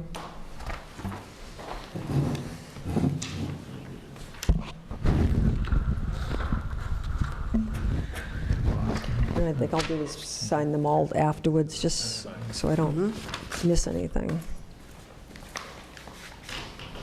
Okay. Yes. Warrants. All right, Francine. warrant. Payroll warrant 20-30 for $284,810.02.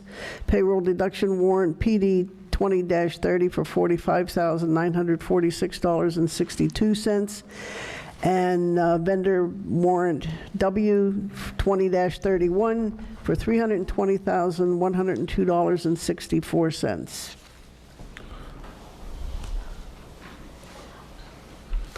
Any questions on the warrants? Thanks, Francine. We already had the document signatures. We don't have any minutes to approve. Anybody have any questions on the pending items? We've mentioned a few of them. Ed, what's the new deadline on the community, the Green Communities Grant paperwork? For the projects? Yeah. I'll have to check. Anybody else have any other questions? We Yeah. want to definitely get that Greenway, Yeah, but I'm I was gonna, asking the board first. Hang on, Tammy. You obviously have an anxious question, but well, one other question. I'm gonna ask my question, short-term disability. Yeah, I'm working on that for the meeting on the 18th. Okay, have you contacted the person? I haven't spoken with them this week, but that's one of my things for tomorrow, to shore that up. okay. Any other questions on the pending items?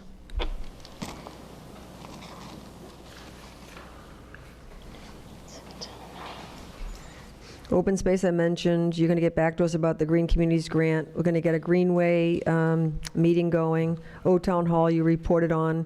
College Highway land donation is on the warrant. Dog complaint, thankfully, we haven't heard anything in a while. Hope that's good news. Hampshire Regional Budget and Expenditure, an agreement review. Part of it has been discussed, and part of it has been a little bit back burner, and then the short-term disabilities. So they're all more or less in the front burner. Yep. Calendar and announcements, we have the meetings already set up. Does anybody want to look at March, or are we just going to focus on February for now? Oh, wait a minute, Tammy, you don't have to sit down. Oh, I'm sorry, go ahead. I forgot, February's we good. just kept moving on. Yeah. Go ahead. Tamara Lunas, 298 College Highway. Today at our contract negotiation meeting, another member from the town brought up for their green communities that they were told that they can claim or work with Hampshire Regional to have that be part of their study. Ed, have you looked at them at all for ours? No. Okay, because it says that, because even though we are a regional and there's 5 towns, each of us can go. And as they do things, which we've been trying to do to be greener. So that's something that, I don't know if that would help with our percentages of improving. Yeah, I don't know. I'll check on it. It was interesting because at the last school committee I was at for the regional, I was thinking about how it's too bad that you're kind of left out of that process. Well, Yeah. we are, and that's Williamsburg, and they're using it because they're going green with a ton of other things, and they're claiming Hampshire, a portion of that. So I was, when that came up, I thought that would be something that would help our community here again. Yeah. So, thank you. I think originally when we talked about the Green Communities Grant, and it's $130-something thousand, it was the building, this building, and Norris. We had the greatest opportunity for gains, improving energy savings, by lighting, and I think we're going to look into the doors too, the new doors that were replaced. Anyway. Yeah. The biggest part of it was lighting, but there was insulation in this building, and then we talked about doors at Norris, and some of the HVAC controls at Norris. Sorry.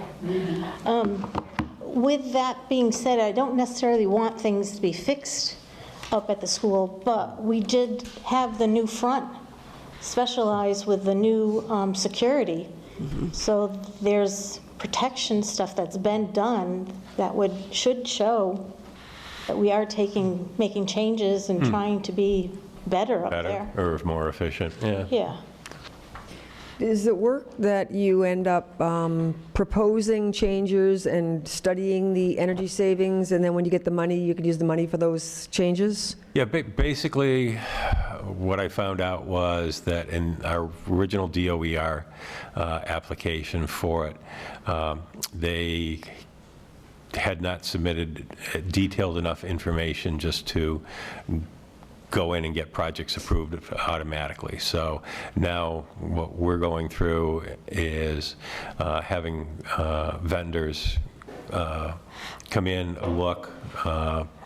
basically look at what pricing they may be able to change lights out or controls, HVAC controls out for, but they also have to do the calculations on the estimated energy savings that go along with those either swap outs, weatherization processes, or whatever, to submit back to the DOER so they can say, yes, this project makes sense. And then once that is done, they approve the project, you can use the fund part or all of that $138,000 to pay for that project. But the goal is that you want to take the most energy efficient projects that you can get, because what you're guaranteeing as part of being part of that process is that in 5 years you will have reduced your energy consumption by 20%.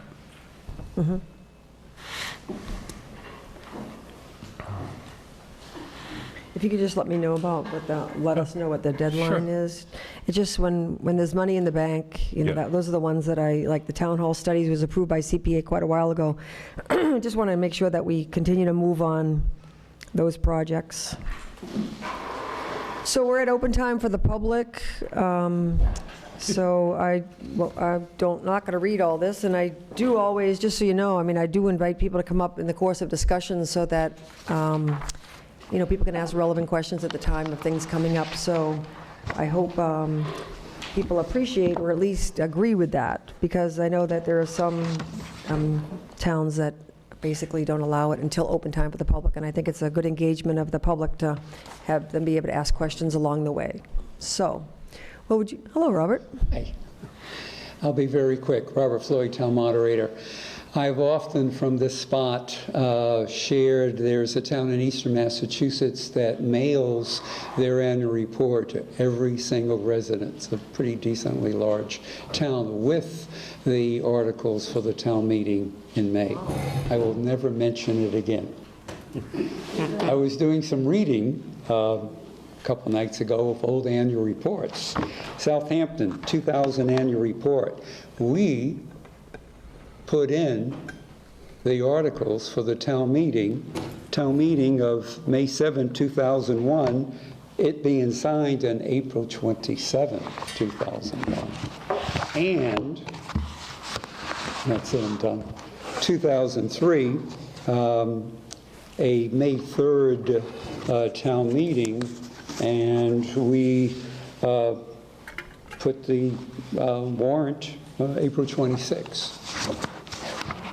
I'm impressed. Yes, I am also. I'm done. But you had to go back 20 years to be impressed. Yes. I better go home and write my annual report.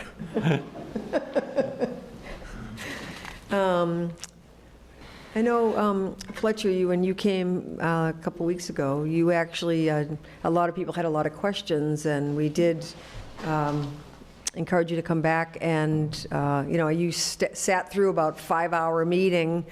It's not quite as long this time, but welcome again. I'm happy to be here, and like I said last time, that's great. Like compared to the meetings in Santa Fe, New Mexico, these are really productive, and not a lot of people. Introduce yourself, and you're with Growth Leasing. Fletcher Sievers, I'm with Growth Leasing. I didn't have anything to present today. I just wanted to come by and just kind of sort of listen to things that were going on in the community. I understand we're going to have a community outreach meeting, and so I'd like to, I'll soon speak with Ed and try to get all that organized, and I'd like to move forward to acquiring property in Southampton, and on behalf of the company I work for, and I think it could be a great fit for us. And if you have any other questions now, I can answer a few of them, but I don't really have too much to share other than I need to probably finalize some plans, and I'd like to have some plans again to share with you. So just to be clear, he came a couple weeks ago, and he was with the company Growth Leasing, and he is leasing the land. It's actually, there's an intersection on College Highway and Clark Street, but most of the land is on Clark Street, correct, behind Heritage Surveys, and it's actually going to be for... Yeah, on College Highway, behind a row of houses, correct? Most of the land's on College Highway. Oh, it is, okay. But the access for us would be I thought I saw a off of map Clark that showed Street. a bigger frontage It's a on... huge parcel. If you walk down Clark Street and you keep walking, but there's houses on College Highway to your right. Yeah, So this right. will be in their backyard, I guess. Yeah, so it'll be a grow facility for cannabis, and he's leasing the land, and he represents a company that is interested in getting a license from the state. Yes. Now, does Mr. Gaylor own all that land? He does own all that land. I know he recently bought the parcel on Clark Street. And there is some additional land that is closer to, on Clark, that's closer to Heritage Surveys, right? Because I think there has been, I've just heard about some other people interested in doing something with that land, no? I don't know about any other people. There was a parcel, the parcel that I believe that Mr. Gaylor bought was the one closest to Heritage, and then there was a parcel between that parcel and Keystone, Marvin Keystone. Yes. Because there was 2 of them for sale at the time. I don't know what happened to the second. Yeah. Do you know if anyone purchased the other lot? Or they were No, I just don't. looking? Okay. No, I don't. I mean, we were out there today and took another look at it, and it still looks like he'd be a really good option for us. And All right. So last time he addressed security and the lighting and a lot of other questions that we had. We had a lot of them. Does anybody else have any other questions? No? Did you want to talk? Get up. Is this about this? Or is this about? I don't know where to start. But are you coming up to address about the grow facility? Oh, no. Oh, okay, so you'll come up after he's done. I don't think there are any. Sorry. Yep, nope, that's okay. yeah. Yeah, so the next step is to talk to Ed about the hearing and to go ahead and file for the license with the state. Yeah, Yeah? I think it'd be great. Okay. Yeah. Yeah, I mean, our license is transferable. We have some, we originally were pursuing a license in Holyoke, and that license is transferable. It hasn't, we're in the final stages of it, but we could change the address sort of last minute, and Oh, really? we could be good to go, Okay. as long as everyone else was. And I'll have more information for you once we get our presentation set, but I just wanted to come by. Great. I don't really know too many people in the area, so I This is how I fill my time.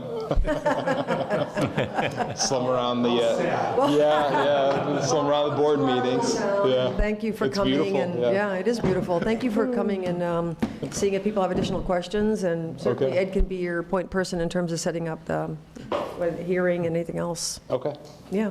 all right. And if do you think they'd be interested in a presentation in terms of the type of business and all that? So we welcome that too. All We right. would have, you could contact Ed or I to be on the agenda for an upcoming meeting. If Okay. you had a presentation, I'm sure there'd be interest. I think we should advertise that widely. 'cause Yeah. Yeah, Yeah, and then more people would show up at the hearing and just be informed. okay, because I know we had to have that posted for at least like 2 weeks, Right, so, right. In the paper too? Yes. okay. All right, All right, thanks for coming. thank you for your time, I appreciate it. Thank you. Hi. I've been in Southampton 45 years. Oh, so you start by just introducing yourself and the street that you live on. Gun Road, 77 Gun Road. Everybody calls me Carol, but it's Cecilia. What would you like us to call you? Carol. Carol, hi Carol. And what's your last name, Carol? Mantia, M-A-N-T-I-A. Welcome. I want to say one thing. In November, I got very sick with pneumonia. And the police department came. They were wonderful. Oh, that's wonderful. And the paramedics, he saved my life. That's amazing. And I got to get over to both stations. And, I Yeah, just want to say that we get the best. Yeah, that's wonderful. I'm so Yeah. glad to hear that. It's wonderful. I got a big problem on Gun Road. Mitchell, Linda died, and the brother is now, I guess he's going to live in that house, but he's got land behind mine. And they want to put a house in there. But I'd like an environmental study, because we have seen eagles there, bears there, birds. It's wetland back there, and I'm concerned about this. The other problem is I live next door to the Hackers. And in the back, they got a big barn, and they've got a rooming house. And I want to know if they got permits for all this. They've always ran businesses there. I never said a word all these years. But it's getting out of hand. She had the fitness center there, 40 cars down the road, and it was tough. So I'd like to find out if that's what's it registered as, residential, or what it is. So you're looking to see about the zoning? Yeah. And the big house they're renting Right too. on Gun Road, the big, it's just down a little bit from Coleman on the Yeah, right. it's just 1, 2, 4 the fourth Yeah, house down. Across from Jim Oh. Kelly's place, yeah. Yeah. And you're saying there's a rooming house, you think? In their house, they're renting rooms. I know one of them's their nephew, but in the back, there's this big, I don't know if they Barn that built. was a business. It used to be their business, right? They have had so many businesses there. Of course, Harry, got married again, and Harry was good. You could talk to him. And now he passed away, which was sad. But they give me such a hard time all the time. And I can't deal with it because I'm diabetic and I need this. I don't know where to go and what to do about all this. Yeah, so Carol, I'm just wondering, as far as the first issue that you talked about whether or not it's okay for them to be building behind their house, you mentioned about Mitchell, and that would be something the planning board would basically be board, is that right, to see whether or not there's been approval, or is that? Are they actually building or they're looking to build? The surveyor came over, where was he from? Very nice guy, I talked to him. And they surveyed my line, okay? I got an acre .1 and a lot of frontage. And this is behind that. But next to it is a trailer that the Hackers have, and they got somebody living there. I have to put up with that. And then they got this, it looks like a barn. I don't know if it was there before. And all kinds of guys are living there. And people are in and out all the time. I know they're renting. I know they are. And I'm just getting tired of it. I mean, 45 years if Tommy it's would know enough. if anything's Yeah, going yeah, on. the building inspector would Yeah, should be. be the, He's a zoning And I officer, hate too. to be like that, but, you know, Joe and I are seniors now, you know, and I worked hard, the phone company, 30 years, nights and everything, so. yeah, I think it's time to have some peace. yeah. Yeah, the building inspector, Tom Quinlan's here at 6:30 in the morning, Monday through Thursday. And he used to live in, I know his sister Kathy. Well, he lives in Hadley. Oh, he moved to Hadley? Well, his Well, family that's where grew he's up from. there. Originally, yeah. Maybe Yeah, it's so maybe a not different one. Yeah. Maybe. But they look at the appropriate use, you know, Yeah. building appropriate use and that sort of thing, and he would definitely be able to provide some information and public records around Yeah. use of that land. If there's a building permit out there, he would have surveyed the land, looked to see if it was wetlands and all that stuff. So I think he'd be the one to start with. And he's right down the hall, Is he here every day, or? Monday through Thursday, 6:30 in the morning usually until about noon or 1 o'clock. Well, no, he's usually probably here till maybe 9:30, That's then he's it? out on inspections. Okay. Yeah. So, So under the police department in Westfield, I do the kids crossing and the safety Oh, stuff. okay. So, but I'm just tired of them. They pick on me all the time. They race up and down. Because when I bought the house, Harry came over and said, I wanted this house. And he was out with the Thompsons, who owned it the night before. They never mentioned they were selling it. And Paul Lucier called me, and we bought it in like 4 days. And I love it there, and I don't want to move, but I can't put up with this anymore. Yeah, well, I think Tom Quinlan would be the one to connect up with first thing in the morning. If you just come in, head around the left around the building. Yeah, you can check and see where his office is now, and he'd be the one to talk to, for sure. I don't get back from the schools, I'm up at 5. I get back You can about, also call him. He's very good about taking Oh, phone calls, and then you can okay. just set up a separate appointment with him. okay. And That'd Lucy be just good. put out a I'd like to great, sit with them. Lucy just put out a great directory. Did you get the mailing from the town? The census mailing? It had a nice little handout that had all the names of all the departments and their Yeah, phone I numbers. think I've Tom got would it. be in there. Okay. Yeah, If you it's just on call there- him and he'll make a point of being here when you're here. All right, well, thank you very much. Well, thank you, Carol. Appreciate it. Thank you for coming. thank you.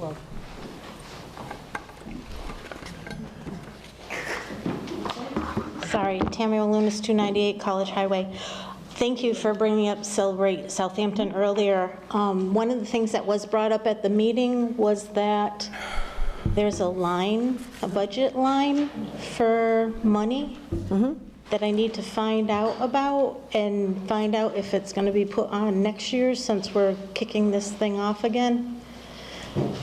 Well, Ed just told us he's meeting with all the people overseeing the budget and constructing the draft of the 2020 budget, so I think he's your person. Okay, I will be in touch with you, Ed. Thank you. Thanks, Tammy. Anybody else?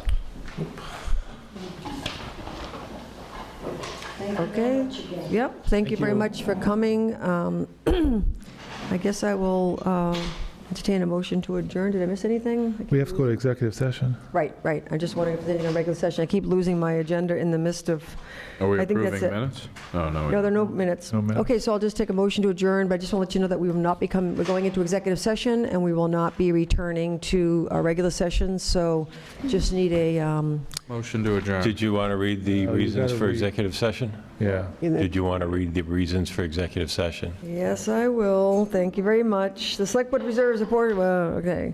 Executive session under Mass General Law, Chapter 30A, Section 21A3, to discuss strategy with respect to collective bargaining, litigation in the matter of Regina Shea Sullivan, Town of Southampton Select Board et al., because the chair has declared that discussing the matter in open session may have a detrimental effect on the litigating position of the town. Someone have handy the second page of that? Yeah, right here. I got you. Executive session. You want me to keep going? Here you go. You can go ahead. I can share. Executive session under General Law, Section 30A, 21A3, to discuss strategy with respect to collective bargaining or litigation if an open meeting may have detrimental effect on the bargaining or litigation position of the public body, and the chair so declares. Southampton Teachers Association. executive session under general law, section 30A, 21A1, to discuss reputation, character, physical condition, or mental health rather than professional competence of an individual, or to discuss the discipline of, or dismissal of, or complaints or charges against public officer, employee, staff member, or individual. And Mass General Law, section 30, section 21A, number 7, to comply with or act under the authority of any general or special law or federal grant in aid requirement. Approval of executive session minutes, November 26, 2019, and December 10th, 2019. All right, thank you. Move to, well, do we have to roll call? Vote. Martin, Somebody aye. make a motion? I made a motion to go into it. Second? Second. Okay. And Roland, aye. Tishman, aye. Martin, aye. Groden, aye. Okay, we'll take a couple-minute break. And we're not coming back, We're right? not coming back, yeah, I mentioned that before. Okay.